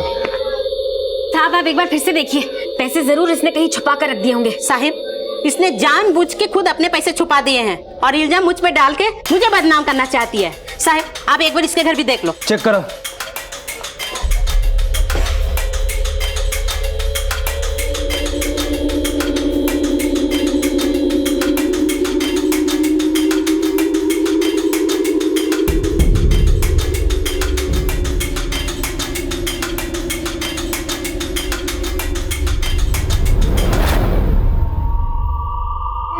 चलिए देखें। ये क्या है? ये पैसे श्रेया के बैग में कैसे आ गए? साहब, जरूर इसने ही। हाँ, यही सब करने के लिए हम बैठे हुए हैं। तो और क्या करने के लिए बैठे हो? कुछ भी बोलते रहती है। चुप! हे बघा, तुमची नाटकं बघायला माझ्याकडे वेळ नाही, अगली बार ध्यान रहे। मैं मानती हूँ कि हमने आपको अब तक बेवजह तंग किया है, उसके लिए माफी है। लेकिन मेरी बेटी श्रेया वो घर वापस नहीं आई साहब, आप उसे ढूंढो। अगर ये तुम लोगों का कोई नया नाटक हुआ ना, दोनों को उठा के अंदर कर दूंगा।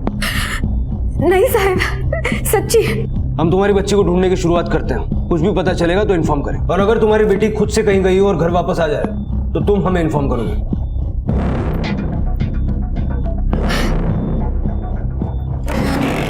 सर ये फिर से इनका कोई नया नाटक तो नहीं है? शिंदे ये तो पता लगाना होगा, बात एक बच्ची की है। मामला अगर इनके बीच का भी हो तब भी हमें बच्ची को तो ढूंढ निकालना है। बच्ची आखिरी बार स्कूल में दिखी थी, तफ्तीश वहीं से शुरू करते हैं। अक्सर आपसी झगड़ों और बातचीत के दौरान हम ये सोचते हैं कि हमारे आसपास मौजूद बच्चे ये समझ नहीं सकते, लेकिन हम पूरी तरह से गलत हैं।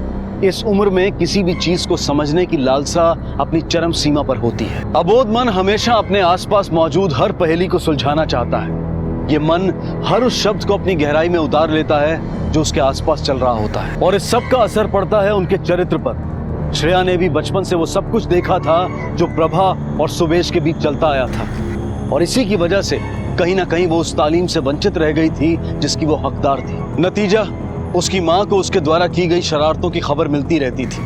लेकिन इस बार मामला गंभीर था। स्कूल से मस्ती करके भागी श्रेया का अब तक कुछ पता नहीं चला था। आखिर कहाँ गई थी श्रेया? क्या वो सच में किसी मुसीबत का सामना करने वाली थी, या फिर ये भी उसकी कोई शरारत थी?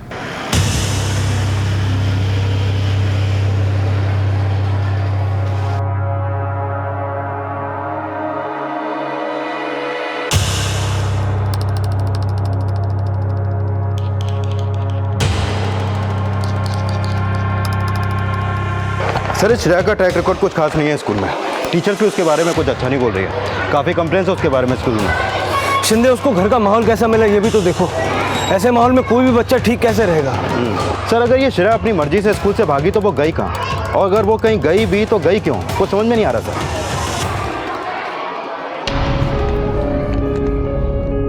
नमस्ते साहब। इस बच्ची को जानते हो? इसी स्कूल में पढ़ती है। साहब जानता हूँ साहब, ये हमेशा मेरे पास से आइसक्रीम लेकर जाती है। बहुत नटखट बच्ची साहब। कल भी इसने यहाँ से आइसक्रीम खरीदी थी। कल तो ये स्कूल खत्म होने से पहले ही निकल गई थी साहब। वहाँ रिक्शा स्टैंड से रिक्शा लिया था उसने।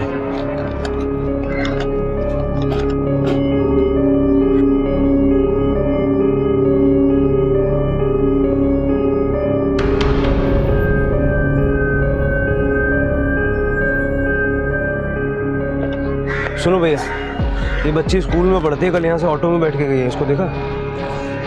हाँ साहब, ये लड़की मेरे ही रिक्शे में बैठी थी। मैंने ही 7 बंगला बस स्टॉप के पास छोड़ा था, मेट्रो ब्रिज के नीचे।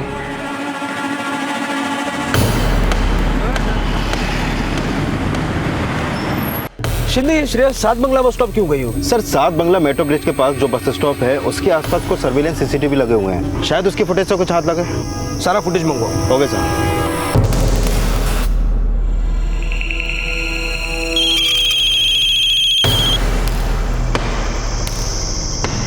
हेलो,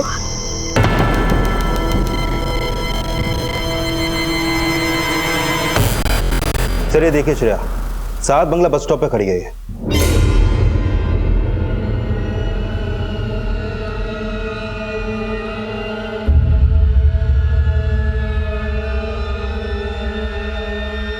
ये श्रेया बस में बैठकर कहाँ गई? सर ये 210 नंबर की बस है। 7 बंगला बस स्टॉप से लेकर लास्ट स्टॉप तक सिर्फ 4 स्टॉप्स हैं और आखिरी स्टॉप है वर्सोवा। सर इतने बड़े एरिया में से ढूंढ पाना मुश्किल होगा। शिंदे, एटलीस्ट ये तो पता चला कि श्रेया वर्सोवा की तरफ गई थी। अब ये पता करना है कि वो वहाँ क्यों गई थी और किससे मिलने गई थी। मात्रे के साथ अपने 2 आदमी और भेजो और उस एरिया में पूछताछ करवाओ। हो सकता है किसी ने बच्ची को देखा हो।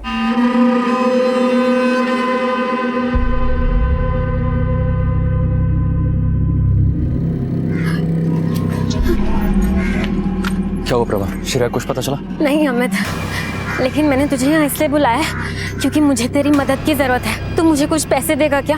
क्यों, क्या हुआ? वो सब मैं तुझे नहीं बता सकती, बस मुझे पैसे चाहिए। पैसे तो अभी मेरे पास भी नहीं है। होता तो मैं मना ना करता, लेकिन काफी दिनों से काम पर नहीं गया हूँ ना, तो अच्छा ठीक है, अब तू जा।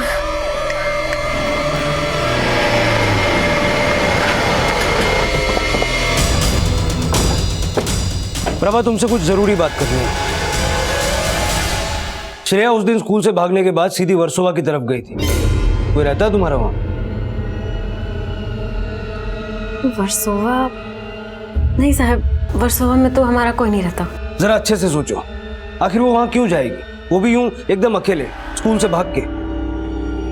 हाँ साहब, वर्सोवा में आरती रहती है, श्रेयाची मैत्रिन।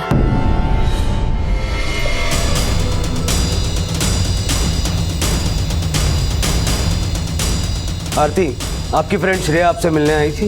अंकल, बहुत दिन हुए, मैं और श्रेया मिले ही नहीं। सर, सड़क के उस पार वाले साइबर कैफे से कुछ पता चला है। तो साइबर कैफे ओनर ने श्रेया की फोटो को पहचाना है। उसके हिसाब से श्रेया वहाँ 3 बजे तक थी और उसके बाद सीधे यहाँ पर आई है। बेटा, आपकी फ्रेंड अभी तक घर नहीं लौटी है। आपको हमें सब कुछ बताना होगा, जो कुछ भी आप जानती हो। देखो, घबराओ मत, सब कुछ सच सच बताओ। अंकल, कुछ दिन पहले श्रेया मुझसे मिलने आई थी। आरती, तेरे बाबा प्रॉपर्टी में काम करते हैं ना, मुझे किसी भी खाली घर की चाबी दे देना प्लीज। लेकिन मुझे पापा से बात करनी होगी और मैं उनसे क्या बोलूंगी? देख आरती, तू किसी को कुछ मत बताना प्लीज। तू बस मुझे चाबी दे दे, किसी को कुछ नहीं पता चलेगा। तू मेरी दोस्त है ना, मेरे लिए इतना नहीं कर सकती? ठीक है, मैं एक बार ट्राई करती हूँ। बेटा, कौन से घर की चाबी दी थी आपने उसे? राजकमल चोल के घर की। आपके पास उसकी डुप्लीकेट चाबी है? हाँ है।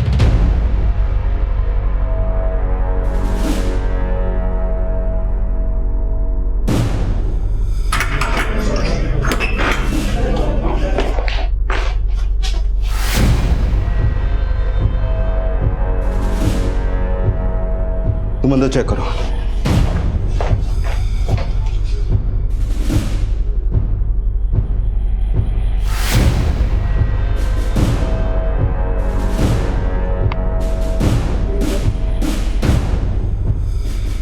सर, यहाँ पे कुछ भी नहीं है। सर एक मिनट। हाँ मात्रे। सर, मात्रे का फोन था। प्रभा ने अपने घर के पास ही एक सुनार को अपने गहने बेच दिए।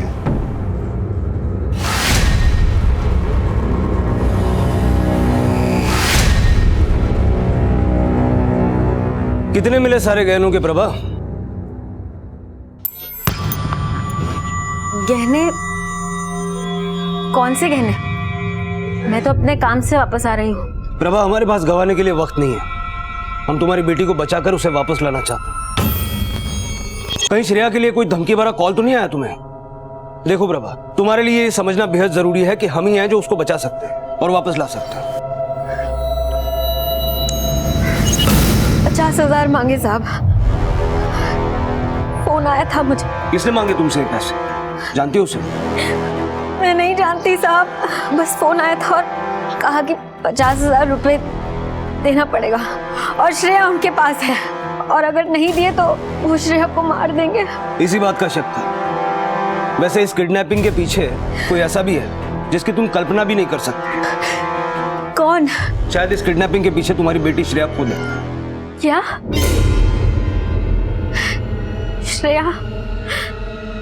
श्रेया नहीं किया होगा ये सब, लेकिन साहब इसमें उसकी कोई गलती नहीं है। वो तो बच्ची है अभी। ये सब उसको सुवेश ही सिखाता है। झूठ बोलना, पैसे ऐंठना, इन सब कामों में सुवेश ही उसकी मदद लेता था।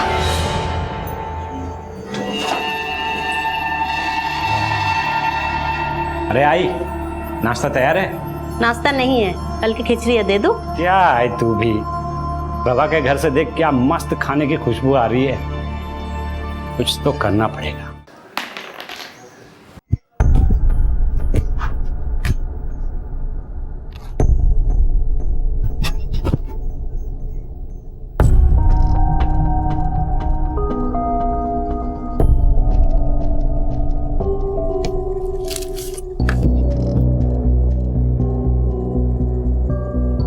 बाबा, ये आप क्या कर रहे हो?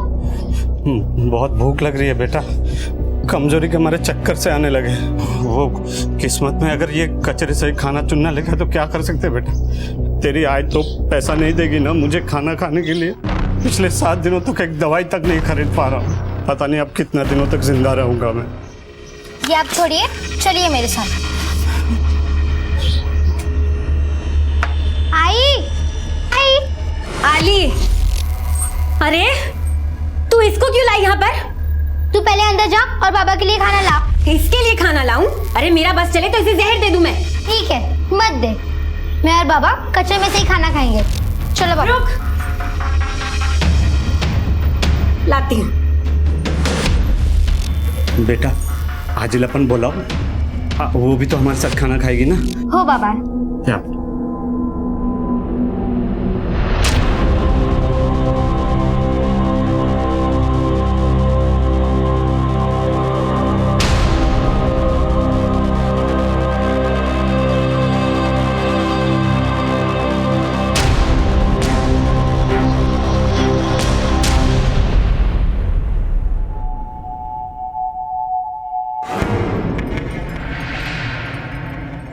आई, लगता है वो लेनदार आ रहा है। अब क्या करेगा तू? हाँ, एक आइडिया है। वो लोग एक बीमार आदमी पे तो हाथ नहीं उठाएंगे। चलो 1 मिनट के लिए मान भी लेते हैं कि वो पैसे के लिए एक बीमार आदमी का धुलाई कर देगा, लेकिन एक बच्ची पे हाथ नहीं उठाएगा, है ना? रुक, मैं आता हूं। अरे श्रेया सुन, इधर आ, एक काम है, आजा आजा। क्या हुआ बाबा? चल ना, चल इधर आ, चल रुक, चल तू ना बेटा यहाँ लेट जा, ठीक है? क्या हुआ बाबा? आप मुझे यहाँ लिटा क्यों रहे हो? बेटा तेरे बाबा को ना एक आदमी को पैसे देने हैं। उस आदमी को अगर बाबा ने पैसे नहीं दिए ना तो आदमी बाबा को बहुत मारेगा। तू चाहती है बेटा बाबा को कोई मारे तो ले जा, ले जा।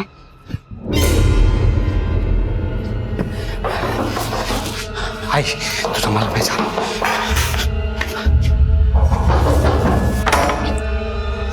अरे कौन है?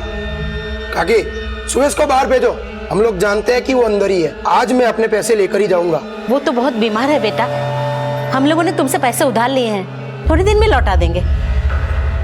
श्रेया,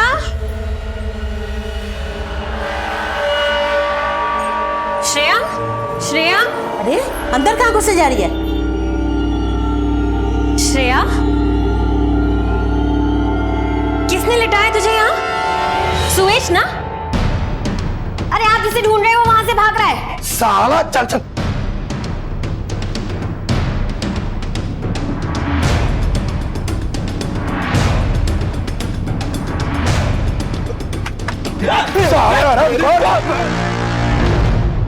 फिर इसके बाद श्रेया बिगड़ गई साहब।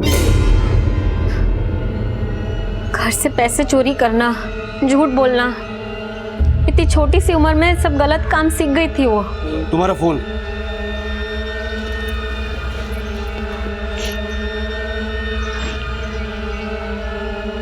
इसमें से कौन सा नंबर था जिससे कॉल आया था? ये दूसरा वाला 022444982। ये तो किसी पीसीओ का नंबर लगता है। एक काम करो, इस नंबर के बारे में पता करो, तब तक मैं सुवेश की बीमारी की खबर लेता हूँ। चल।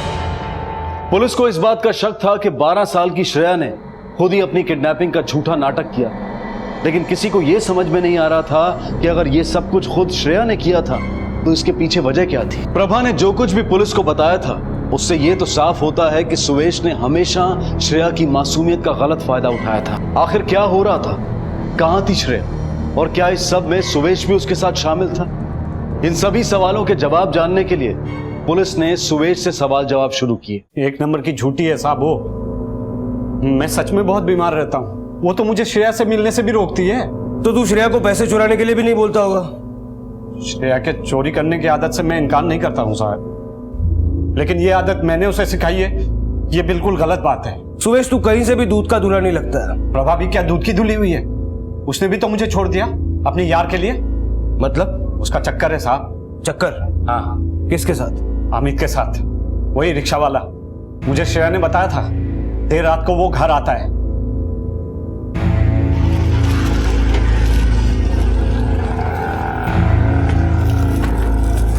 सुनिए 022444982। वो है सब। क्यों, क्या हुआ? इस नंबर से एक धमकी भरा कॉल आया था, मामला किडनैपिंग का है। कोई आदमी यहाँ आया था इस 10-12 साल की लड़की के साथ। ये कैसे बता सकता हूँ साहब, मैं यहाँ तो 50 लोग आते हैं।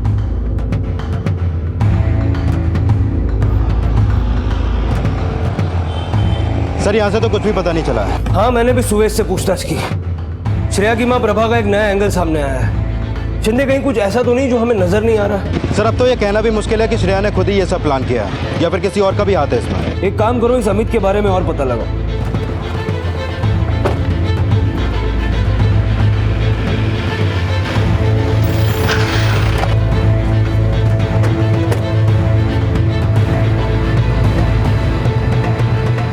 सुनिए। हाँ जी सर। ये अमित का घर किधर रहता है?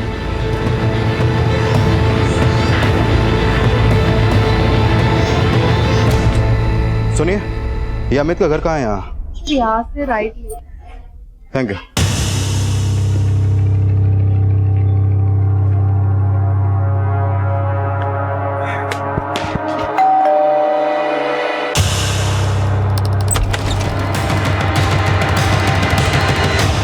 बाबा किधर है बेटा? साहब अमित तो बाहर गया है। बेटा श्रेया को जानते हो? हाँ सर, मैं श्रेया को जानता हूँ। वो मेरी स्कूल में पढ़ती है और वो मुझे बिल्कुल अच्छी नहीं लगती। क्यों नहीं अच्छी लगती बेटा तुम्हें? ऐसा क्या हुआ? वो मेरे घर पे आके रहने वाली है। तुम्हारे घर में? क्यों बेटा? मेरे बाबा और उसकी यही शादी करने वाले हैं। सर ये प्रभा का अफेयर कहानी में एक नया एंगल जोड़ रहा है। हाँ, इस अफेयर के बारे में सुवेश ने भी बताया था, जो उसे श्रेया से पता चला। अमित के बेटे को भी ये बात मालूम है, बस प्रभा ने ये बात हमसे खुद छुपा के रखी। अमित और प्रभा को लेकर आओ। साहब हम दोनों एक दूसरे को पसंद करते हैं, लेकिन इसका मतलब ये नहीं है कि मैं श्रेया को कुछ कर दूंगी। सबसे ज्यादा प्यार मैं श्रेया से ही करती हूँ। पर श्रेया तो तुमसे नफरत करती थी। तेरे और अमित के चक्कर के बारे में भी उसे पता था। इससे तेरा मोटिव और स्ट्रांग हो जाता है। और तू बिना ब्रेक लगाए सारी कहानी फटाफट बता। पता चला बहुत दिनों से तेरा रिक्शा नहीं निकला है। पैसों की जरूरत तो तुझे भी होगी। साहब मेरा रिक्शा मेरे पास है ही नहीं, बनने को दिया है, इसलिए नहीं चलाया।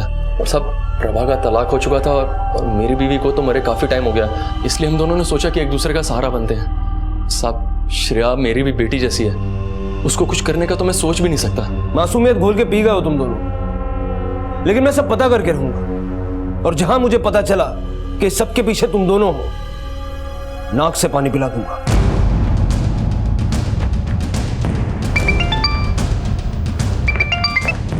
हाँ बोल। ठीक है, वहां पहुंचते हैं। सर, चारकोप नाले के पास एक बच्चे की लाश मिली है। चलो।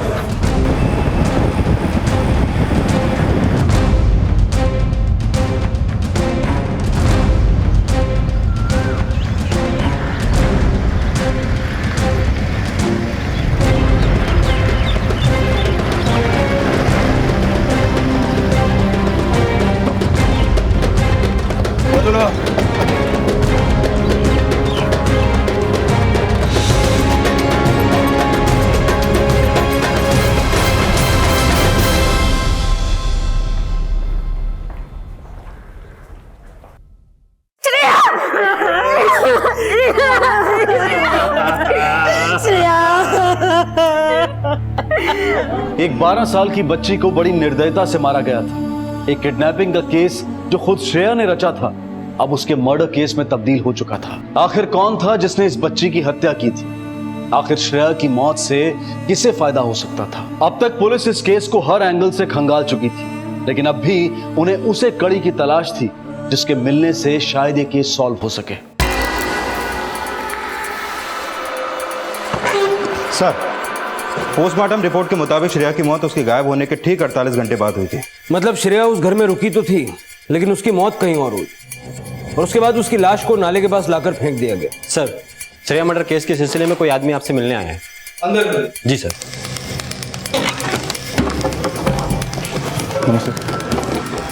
साहब, मैं किशोर साहब, कांदीवली में पंचर की दुकान पे काम करता हूँ सर। इस केस से तुम्हारा क्या लेना देना? साहब, 5 तारीख को एक आदमी की गाड़ी की पीछे वाली सीट पे मैंने इस बच्ची को देखा सर। गाड़ी का पंचर तो साहब मैंने ही बनाया था, लेकिन साहब उस समय जब इस बच्ची को देखा तो लगा सो रही थी।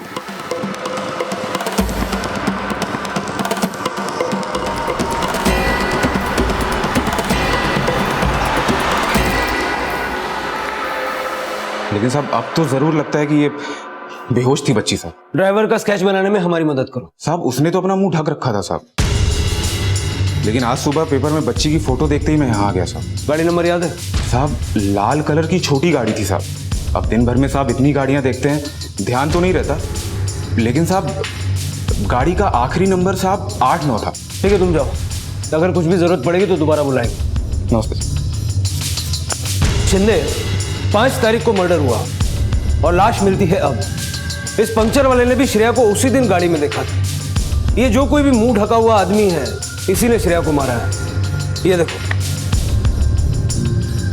ये रहा वो नाला जहां में श्रेया की लाश बरामद हुई, और ये है प्रभा की चौल, और उसके ठीक बीच पड़ती है कांदिवली की ये पंक्चर की दुकान। शिंदे, मुझे शक हो रहा है कि जिसने श्रेया को मारा है वो प्रभा की चौल का है, और श्रेया और प्रभा को जानने वाला है। शिंदे, इस चौल को टारगेट करो, ये लाल गाड़ी हमें खूनी तक पहुंचा सकती है।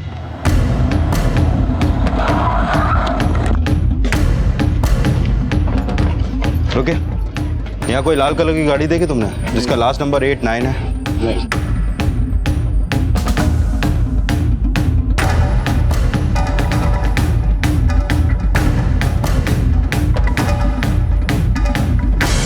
सर, इस चौल में एक लाल गाड़ी है, कोई शंकर नाम का आदमी यही 3 गली छोड़ के रहता है। वो क्यों मारा बच्ची को?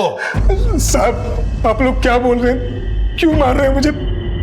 मैं क्यों मारूंगा साहब? मैं तो उसे अपनी बेटी की तरह मानता हूँ, मेरे जिगरी दोस्त की बेटी है साहब। जिगरी दोस्त?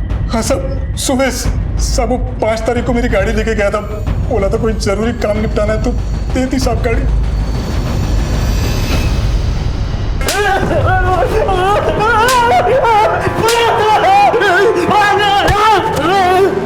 तूने ही मारा है अपनी बेटी को, चल बोल वरना उल्टा लटका के मारूंगा। बता दो साहब, प्रभा से पैसे निकलवाने के लिए मैंने और श्रेया ने मिलकर ये प्लान किया था, लेकिन ये बात गलत है कि मैंने उसे मारा है साहब। तुझे इतने पैसों की क्या जरूरत पड़ी जो तूने इतना बड़ा प्लान बनाया? लेनदारों को पैसे देने थे साहब, मैं क्या करता, जीना आराम हो गया था साहब मेरा। फिर श्रेया ने झट से एक घर का इंतजाम कर लिया। प्लान ये था कि पैसे मिलने तक वो उस घर में ही छुपी रहेंगी, लेकिन उस दिन मुझे ऐसा लगा जैसे कोई मेरा पीछा कर रहा है, शायद कोई लेनदार। जब भी मुझे ढूंढने कोई लेनदार आता, श्रेया घर में मेरी जगह सो जाती थी।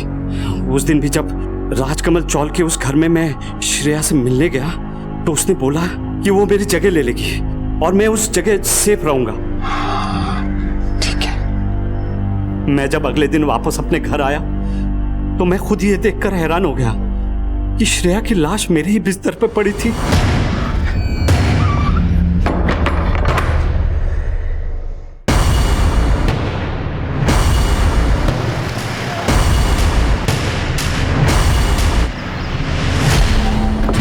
शंकर की गाड़ी से मैंने श्रेया को नाले के किनारे फेंक दिया।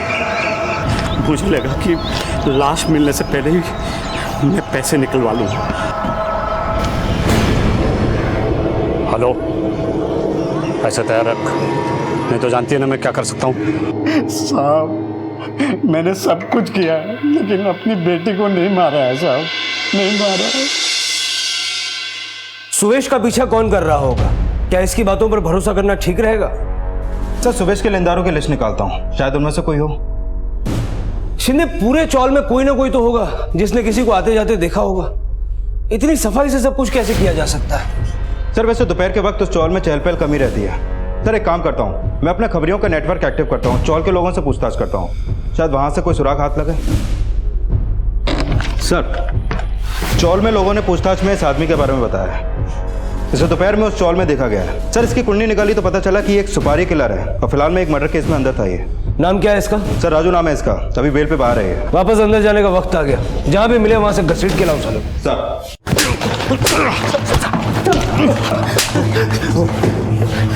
सर, बोल, मैं ही मारा था छोकरी को, मुझे पैसे मिले थे। किसने दिए थे पैसे?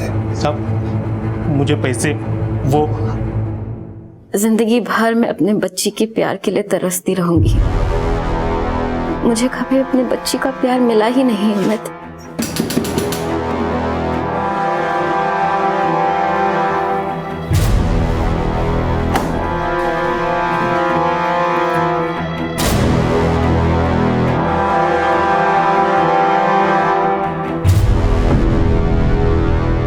क्यों मारा बच्ची को? बोल। साहब, मैंने ऑटो बेचकर सुपारी दी थी साहब, लेकिन साहब सुपारी श्रेया की नहीं, सुवेश की थी। सब सुवेश प्रभा को बहुत परेशान करता था और मैं प्रभा से प्यार करता हूँ, उससे शादी करना चाहता हूँ। प्रभा हमेशा श्रेया के प्यार के लिए तरसती थी साहब, लेकिन जब तक ये सुवेश था ना तब तक ये मुमकिन ना हो पाता। इसलिए प्रभा की खुशी की खातिर मैंने सुवेश को रास्ते से हटाने का सोचा था। उस दिन क्या हुआ था? मुझे नहीं पता था कि ये बाप बेटी अपना ही प्लान बना रहे हैं। हम लोगों ने पूरी प्लानिंग की थी। मैं वहां घर के बाहर ही खड़ा था, राजू सुवेश को मार देता और सारा किस्सा खत्म। लेकिन साहब उस दिन एक अलग ही किस्से की शुरुआत हो गई।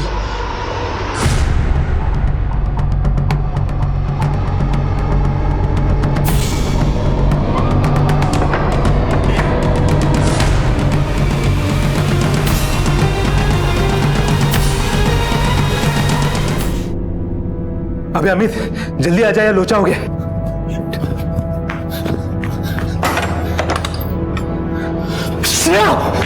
मालूम है कितना बड़ा कांड हो सकता है। अब मैं यहाँ से निकलता हूँ, तू अपने संभाल ले। मुझे लगा बॉडी सुवेश के घर से मिलेगी तो बाद में फंसेगा भी वही, और फिर बाद में मैं प्रभा को सुवेश के खिलाफ भड़काकर अपना रास्ता साफ कर लूंगा। साहब मैंने जो भी किया प्रभा के लिए किया साहब। चल। मेरी जिंदगी की गलतियों की सजा मेरी बेटी को भुगतनी पड़ी। सुवेश और मेरे झगड़े की वजह से मेरी बेटी की जान चली गई। अब मेरी बेटी कभी वापस नहीं आएगी साहिब, कभी वापस नहीं आएगी।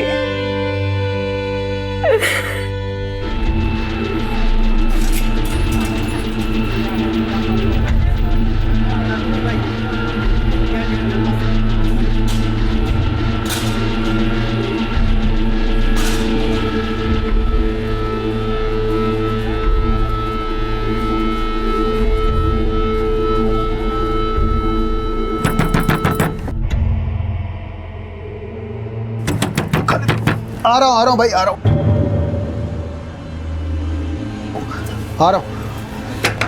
अरे आ रहा हूँ भाई, आ रहा हूँ।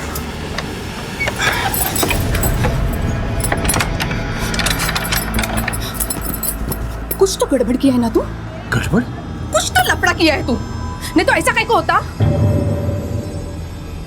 बच्चे लोग को खाना दिया मैं, और क्या किया मैं? तेरे को पता है पुलिस ढूंढ रही है तेरे को बस्ती में।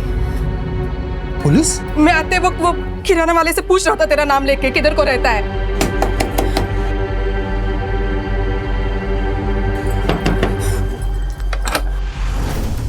शंकर पवार तुम हो? हो सर। तुमको मेरे साथ पुलिस स्टेशन चलना पड़ेगा अभी, इसी वक्त। चलिए। देख हम लोग जाके जल्दी आते हैं। हाँ, तब तक यही रहने का, कहीं नहीं जाने का। हाँ, जल्दी आते हैं। रेखा ते बच्चों का ख्याल रखना। हाँ, हाँ तुम्हें काळजी करू नका, मी आहे।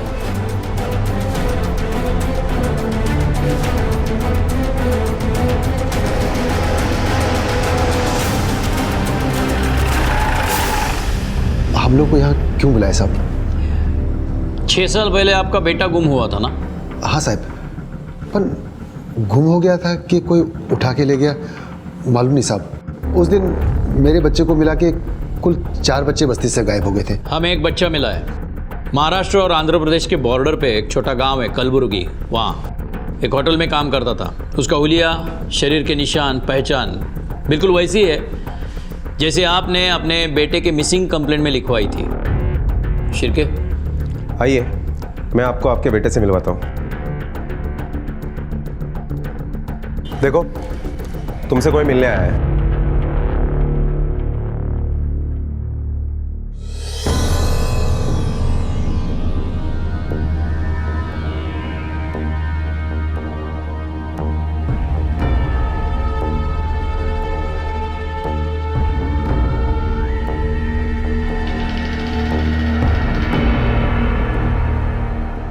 आपने लिखवाया था ना कि आपके बच्चे के कान के पीछे एक बर्थ मार्क है, जाकर देखिए।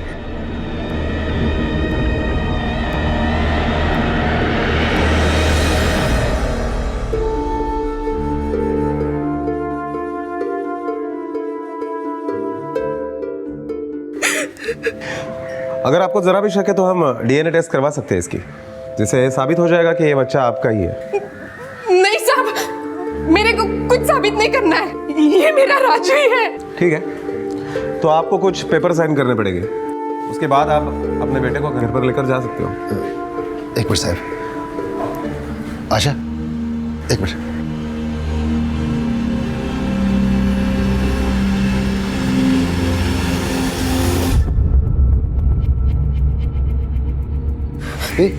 किधर से तेरे को ये अपना राजू लगता है? उसके कान के पीछे निशान देखा? अपने राजू के कान के पीछे भी ऐसा ही निशान था। दुनिया में 1000 बच्चों के कान के पीछे ऐसा निशान होगा तो क्या सब अपने बेटे हैं? मैं ऐसे मवाली को घर ले जाने वाला नहीं हूँ। तेरे को वो नहीं चाहिए, लेकिन मेरे को वो चाहिए। उस दिन और 3 बच्चे गायब हुए थे ना, उनके माँ बाप आज तलक रो रहे हैं। देखा ना कैसे तड़प रहे हैं। उन किस्मत वाले हैं इसलिए अपना बच्चा अपने को मिला। मैं राजू को घर लेकर ही जाएगी। यहाँ साइन कीजिए।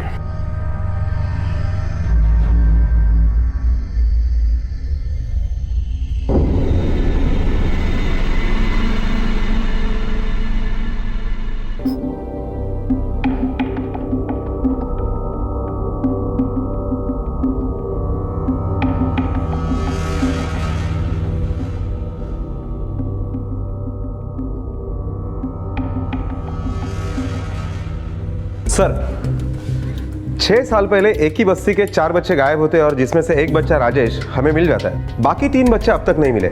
सर, मुझे नहीं लगता कि ये कोई किडनैपिंग की केस है, क्योंकि अब तक फिरौती की कोई मांग की नहीं गई है। शिरके, हम इस केस की फाइल को वापस खोलेंगे।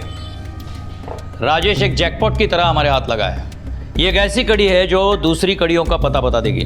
बाकी बच्चों के माँ बाप को भी बुलाओ और इस केस के सारे डिटेल्स रेडी करो। Okay sir.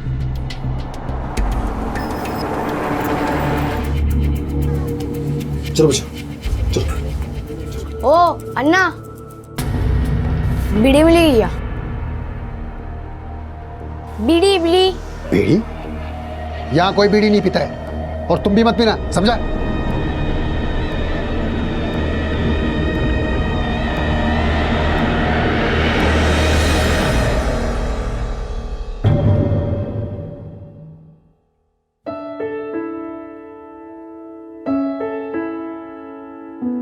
शंकर भाऊ, ये तो बहुत अच्छा हुआ कि आपका बेटा राजेश मिल गया। इसका मतलब हमारा बेटा भी वापस मिल सकता है। ओ गजानन बाबू, ऐसा राक्षस मिलने से तो ना मिले अच्छा है। जीना हराम कर दिया ईसन ने। क्या बकवास कर रहे हो? बेटा है हमारा। स्मिता, स्मिता मेरे टिफिन देना, काम पे जाने के लिए लेट हो रहा है मेरे को। हो गया, जल्दी करो। हो गया।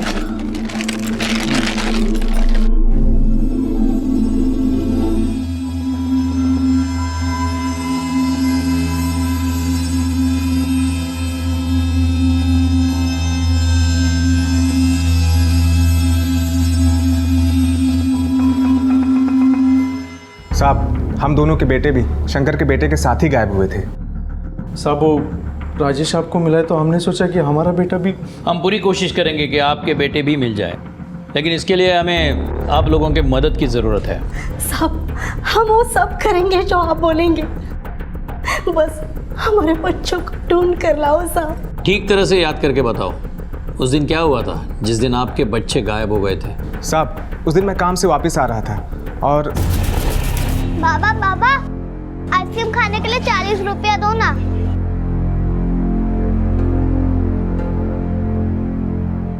उसके बाद वो आया ही नहीं। साहब, उस शाम मैं ऑफिस से घर आ रहा था तो चारों बच्चे ग्राउंड पर खेल रहे थे साहब।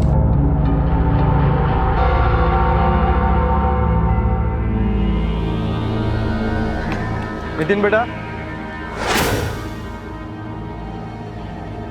खेल बंद करो, घर चलो।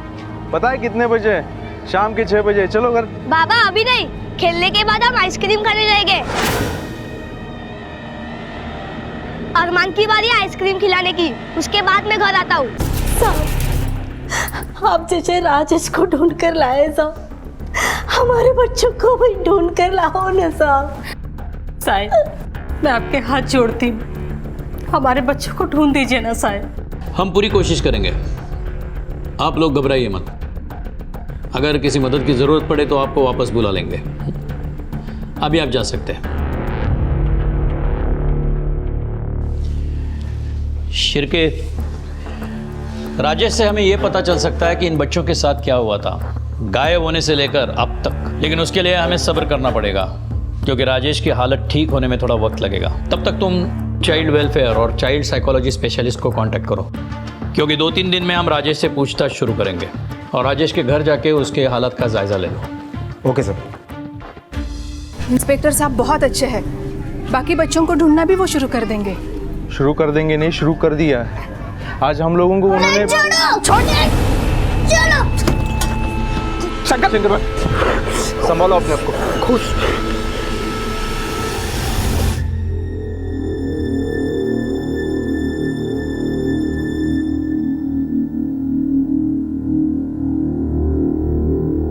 और लेके आओ उस मवाली को घर पे। कुतरिया साला, बोला था इसको, वो अपनी औलाद नहीं हो सकती है। ये पुलिस भी अपने गली डाली है उसको, और इसको भी मां बनने का बहुत भूत चढ़ गया था। साहब ये देखो साहब, क्या किया उस राक्षस ने, मेरे को और मेरे बेटे दोनों को मारा साहब। कल को वो किसी का खून करेगा देखना। मैं उस जानवर को पुलिस चौकी लेके आने वाला था पर भाग गया साहब। भाग गया? कहाँ भाग गया? पता नहीं साहब, लेकिन देखो साहब मेरे बेटे को क्या हाल कर दिया। इसको भी बहुत मारा साहब। वो राक्षस है साहब, वो राक्षस है साहब। सुनिए, किसी लड़कों को यहाँ से भागते हुए देखा? नहीं।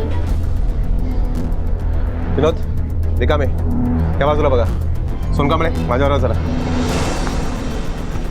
मैडम, यहाँ से छोटे बच्चे को भागते हुए देखा आपने? नहीं। सुनिए, किसी लड़के को यहाँ से भागते हुए देखा है? हाँ शिरके बोलो। सर उस लड़के के बारे में अब तक कुछ इन्फॉर्मेशन नहीं मिली। उस बच्चे को बीड़ी पीने की आदत है, पान टपरी के आसपास ढूंढो, शायद वहीं मिलेगा।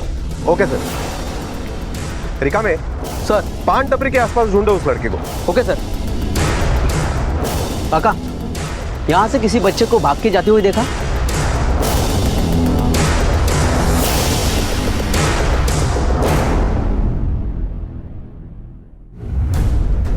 सर वो लड़का मिल गया है, या पान की दुकान के पीछे बैठा है। अरे थांब, पळू नको। अरे काय ना करत, चल चल चल।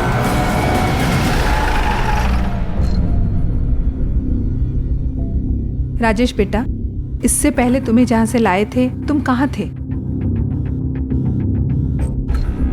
तुम्हारे साथ तुम्हारे 3 दोस्त भी थे ना, अब वो लोग कहाँ हैं? अच्छा ये बताओ, आइसक्रीम खाने के बाद तुम लोगों को क्या हुआ था? बोलो राजेश, बोलो बेटा। बोलो राजेश, कुछ तो बोलो, कहाँ है तीनों? हाँ? इंस्पेक्टर साहब, कई वर्ष बीत चुके हैं, पता नहीं इन लोगों ने क्या क्या देखा होगा। इस सब से बाहर आना इसके लिए थोड़ा मुश्किल होगा। 6 साल हुए गायब हुए, अगर और कुछ वक्त गया तो ऐसा ना हो कि बाकी बच्चों को बचाना मुश्किल हो जाए।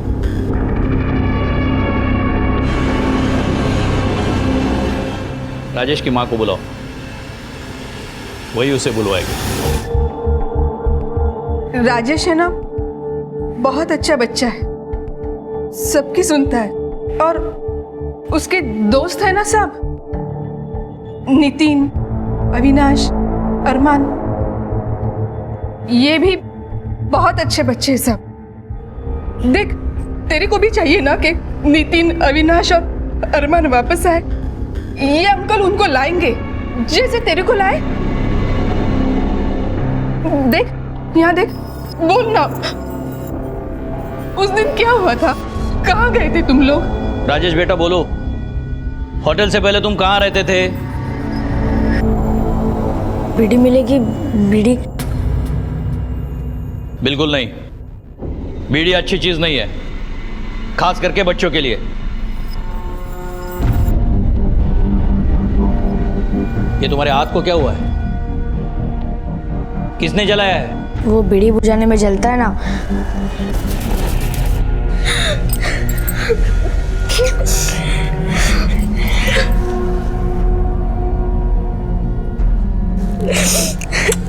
रो मत बेटा, आई है ना तेरी, अच्छा, तुम्हें याद है वो बीड़ी कारखाने का मालिक दिखने में कैसा था? आंख कैसे थी, नाक कैसा था, तो बता पाओगे? बता सकता हूँ।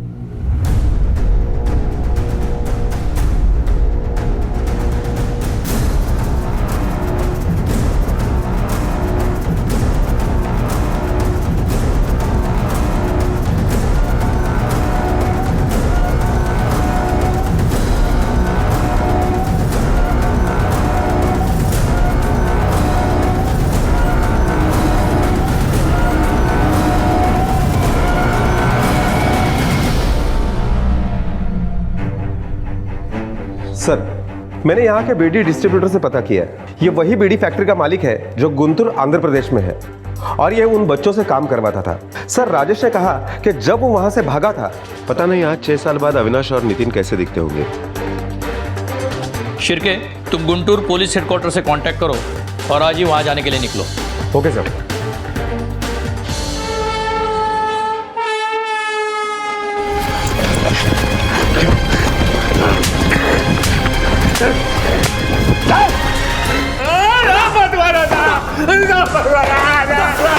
रुक जाओ यहाँ पे। अगर मार खाना नहीं है तो सच बोल, चल। अयो साहब, मेरे को बिल्कुल आइडिया नहीं साहब। बच्चे लोग किधर किधर से आते हैं साहब। मुंबई में एक एजेंट है साहब, वो बच्चे लोग मुझे ला के देता है साहब, बदले में उसको बाहर ही रोकने देता हूँ साहब। इतना तो बताया होगा उसने, इतने सारे बच्चे कहाँ से आते हैं बिना टोके? वो साहब बच्चे लोगों को बाजी की पेटी में बांध के रखता था साहब, वो ला के देता था। इससे ज्यादा नहीं मालूम साहब। पहचानता ना इन चारों को? ये 4 बच्चे ही थे ना? सब 4 नहीं साहब, ये 3 बच्चे लोग ही मेरी बीड़ी की फैक्ट्री में काम करते थे साहब। ये बच्चा भाग गया साहब, और इसको कोई बीमारी था साहब, तो मर गया साहब। और ये बच्चा तो अभी आपके साथ ही है साहब। ये बच्चा कहाँ है? क्या क्या उसके साथ? बेच दिया? नहीं साहब, इसको मैंने कभी नहीं देखा साहब, मैं इसको जानता भी नहीं साहब। 3 ही बच्चे थे साहब। शिर्के, इसे इतना मारो अपने आप सच बोलने लगे। नहीं साहब, मैंने कुछ नहीं किया।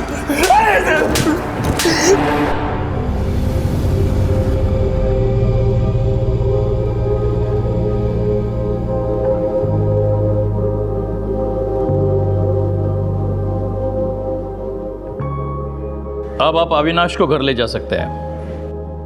जाओ बेटा, ये तुम्हारे माँ बाप है।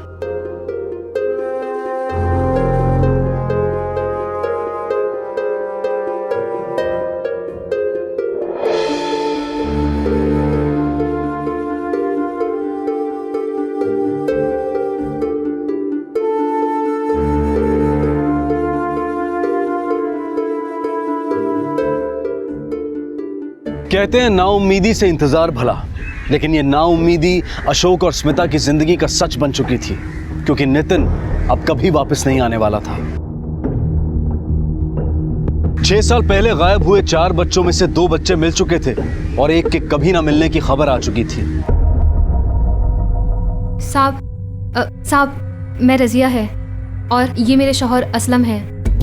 साहब, 6 साल पहले बस्ती में 4 लड़के गायब हुए थे, उसमें मेरा बेटा भी था। मुझे मालूम चला है कि कुछ बच्चे वापस आए हैं करके। क्या नाम है तुम्हारे बच्चे का? अरमान। फोटो। हाँ। साहब, ये अच्छा, चौथा लड़का अरमान आपका बेटा है? हाँ साहब। आपका फ़ोन नंबर, एड्रेस ढूंढने की बहुत कोशिश की हमने, किसी को पता नहीं था। साहब, वो भाड़े का घर था, इसलिए 1 साल में खाली करना पड़ा। मकान बनवा भी सकता था, पर मैंने नहीं बनवाया। दिन रात रोती थी अरमान को याद करके। अच्छा, जब आपने अरमान को आखिरी बार देखा तब क्या हुआ था, कुछ याद है? हाँ साहब, याद है। अम्मी। हाँ बेटा। पैसा देना, आज सबको आइसक्रीम खिलाने का मेरा बारी है। अरमान, किधर से लाऊं हर दूसरे दिन तेरे लिए पैसे? अम्मी, दो ना, दोस्तों के सामने मेरा कचरा हो जाएगा। आज ही मेरा बारी है, दो ना अम्मी, दो ना। अरमान, एक बार नहीं बोला ना तो नहीं।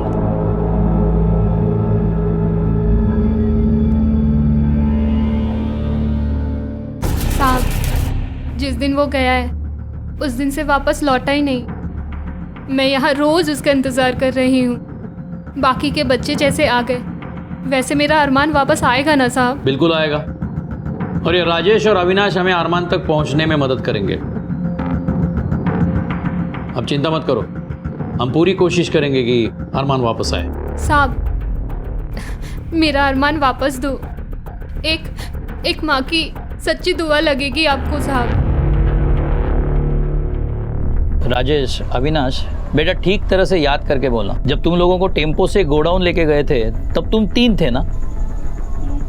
हाँ, वहाँ पे मैं, राजेश और नितिन ही थे। मतलब अरमान तुम्हारे साथ गोडाउन में नहीं था, और जब तुम आइसक्रीम खाने गए थे तभी तुम 3 ही थे। आइसक्रीम खाने के टाइम पे तो था।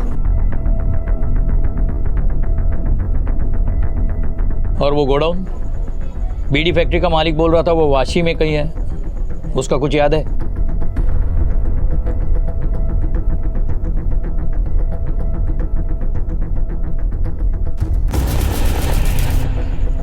कहीं एड्रेस वगैरह देखा था? मतलब किसी दुकान के बोर्ड पे या कहीं भी, जिसे हमें पता चले कि गोडाउन कहाँ था? नहीं, ऐसा कुछ नहीं देखा। अच्छा, ऐसी कोई चीज़ जो सुनी हो या देखी हो और अब तक याद हो? हाँ, वहाँ हमेशा आरती बजती थी।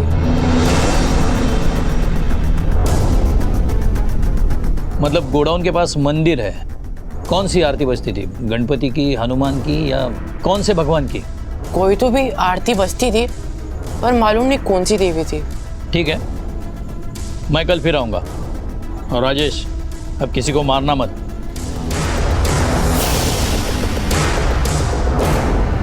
शिरके, पता करो वाशी के आसपास ऐसे कितने सब्जी के गोडाउन हैं जिनके पास देवी का मंदिर है। मुझे कल तक डिटेल्स चाहिए। Okay sir. सर, जैसा राजेश ने बताया, वाशी में एक सब्जी मार्केट है जिसके पास मंदिर भी है। हाँ, उसके डिटेल्स हमें जल्दी पता चलेंगे। Okay sir. सर, हमारे खबरी ने वाशी के एक गोडाउन की हिस्ट्री निकाली है जिसके पास देवी का मंदिर भी है। सर, इस गोडाउन में कबूतरबाजी से लेकर ह्यूमन ट्रैफिकिंग, खरीद फरोख्त के मामले भी सामने आए। उस गोडाउन पे रेड मारने की तैयारी करो, हम आज ही एक्शन लेंगे। Okay sir.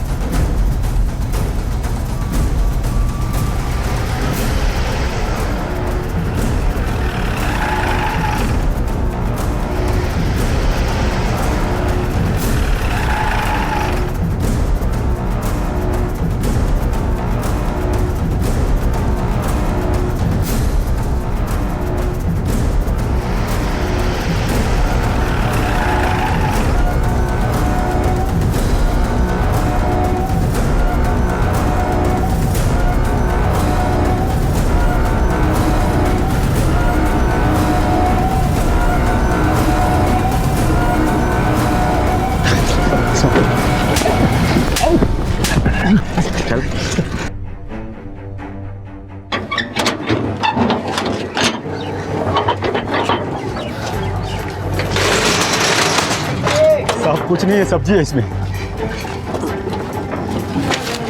सर, ये तो सब्जी के बॉक्स है। ठीक तरह से चेक करो।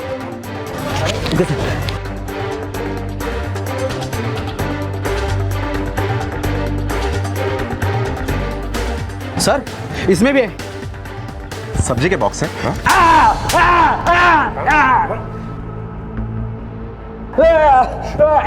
बोल साहब, मेरा काम बच्चे लोग को वहाँ से उठा के जो बोली हुई जगह वहाँ छोड़ने का था साहब। मैंने कुछ नहीं किया साहब, मैं कुछ नहीं जानता है साहब। उन मासूम बच्चों को तू सब्जी भाजी की तरह खरीदता और बेचता था, हाँ? तू ऐसे नहीं बोलेगा, तेरी जुबान मुझे ही खोलनी पड़ेगी।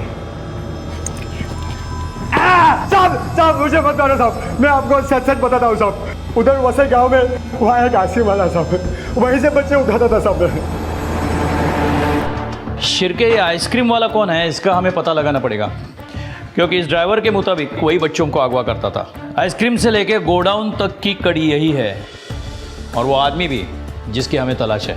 हाँ सर, क्योंकि राजेश और अविनाश के कहने के मुताबिक अरमान आइसक्रीम खाते वक्त तो उनके साथ में ही था, लेकिन गोडाउन में नहीं था। शायद ये भी हो सकता है कि उसे दूसरी जगह पर भेज दिया गया हो।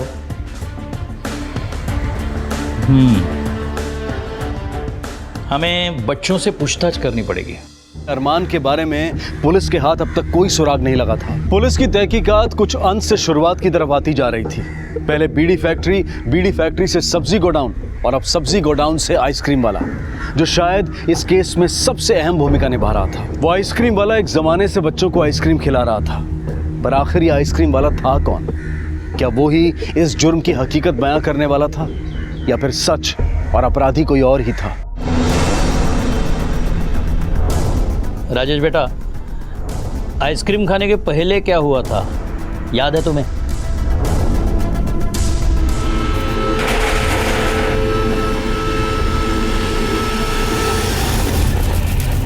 राजेश बेटा, उस रात तुम लोगों ने आइसक्रीम खाया था, उस आइसक्रीम वाले की शक्ल याद है तुम्हें?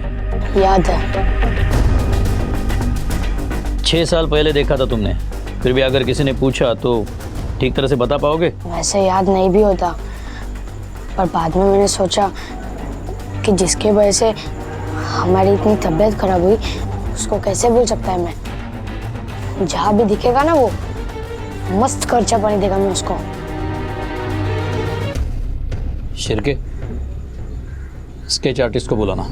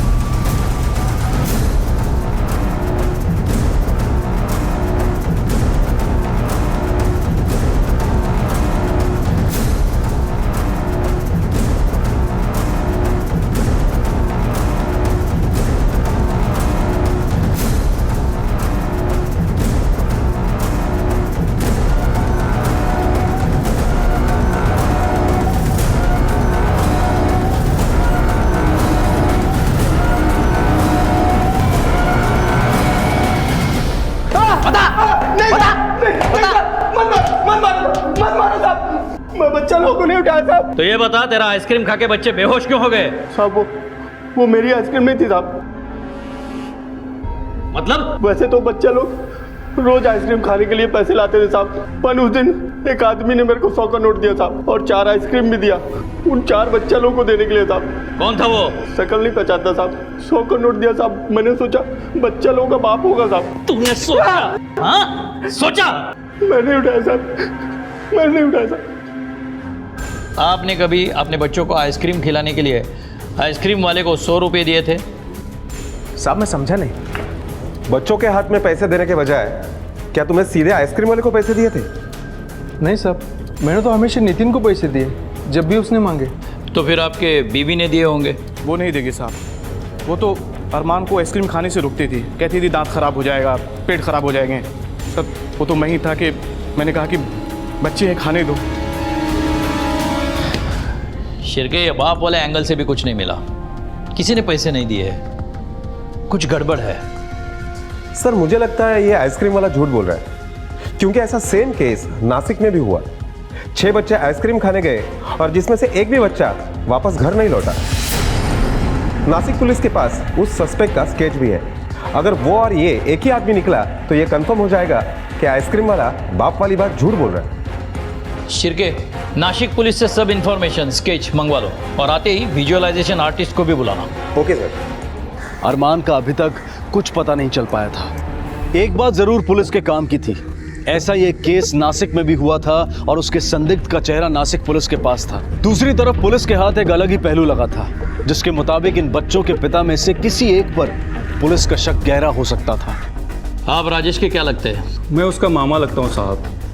बहुत दिनों से आपको एक बात बताना चाहता था, लेकिन बहन का घर टूटेगा इसलिए चुपचाप था। लेकिन आप इतनी कोशिश कर रहे देख के मुझे लगता है कि आपको बात बतानी चाहिए। बोलो, क्या बताना चाहते हो?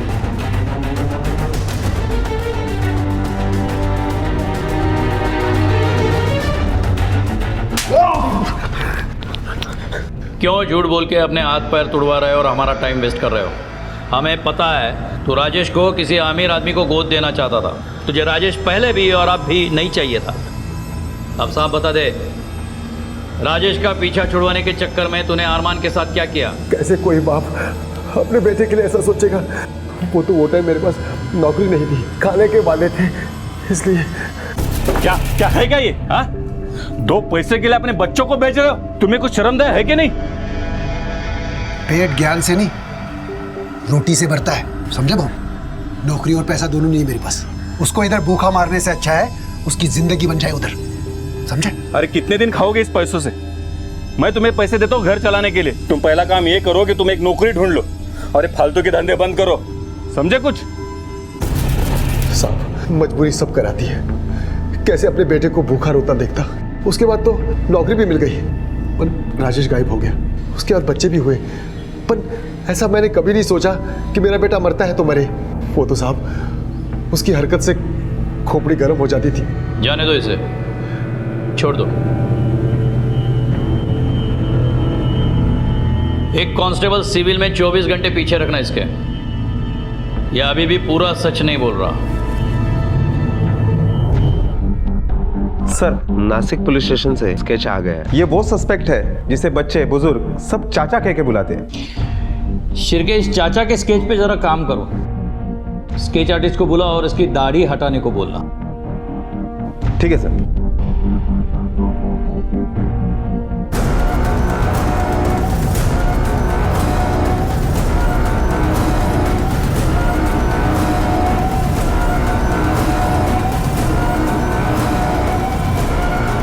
ये हमारे सामने घूमता रहा और हम इस तक पहुंचे नहीं। खैर, देर आए दुरुस्त आए। शिरके, नासिक पुलिस को कांटेक्ट करो और कहो उनका चाचा हमारा भी मेहमान है और हिफाजत से है। ठीक है सर।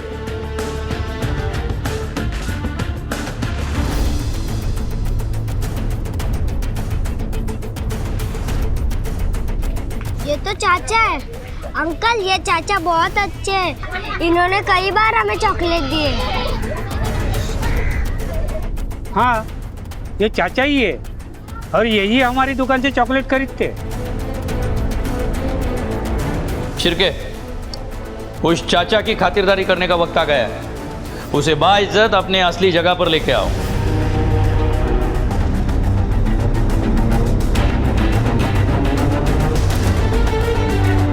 आइए चाचा जी।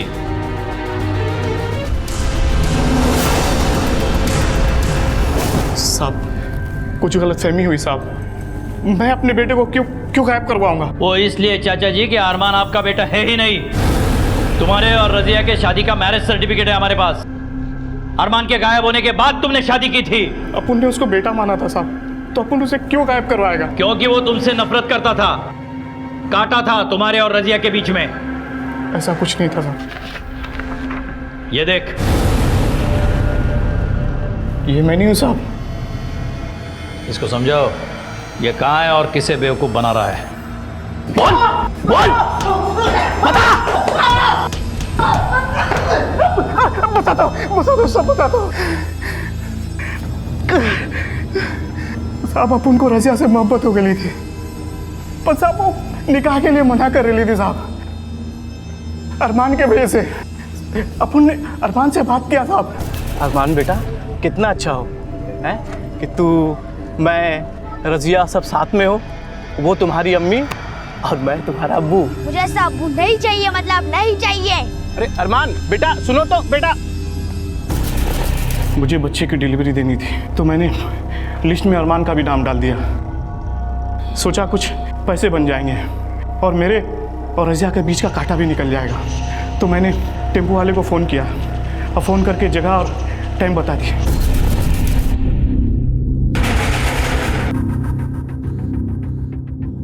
जिनको बच्चे भेजना था उसका मेरे को फ़ोन आया। बोला अरमान उन बच्चों में नहीं है। बोला वो उसमें आ गया था और वासी में टेम्पो से कूद कर भाग गया। पर साहब, मेरे को यकीन था कि वो भागकर अपने घर ही आएगा। ले जाओ इसको। चल चल।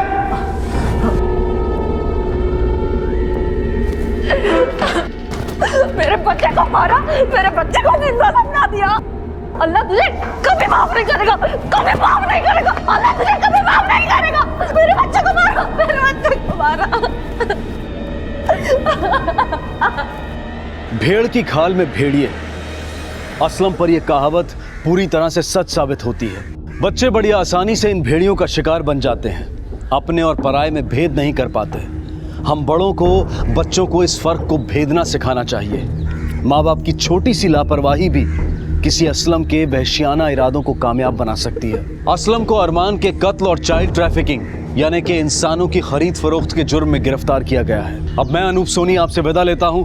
फिर मुलाकात होगी अगले एपिसोड में एक और चौंका देने वाले केस के साथ। तब तक अपना और अपने परिवार का ख्याल रखें और देखते रहें क्राइम पेट्रोल डायल 100।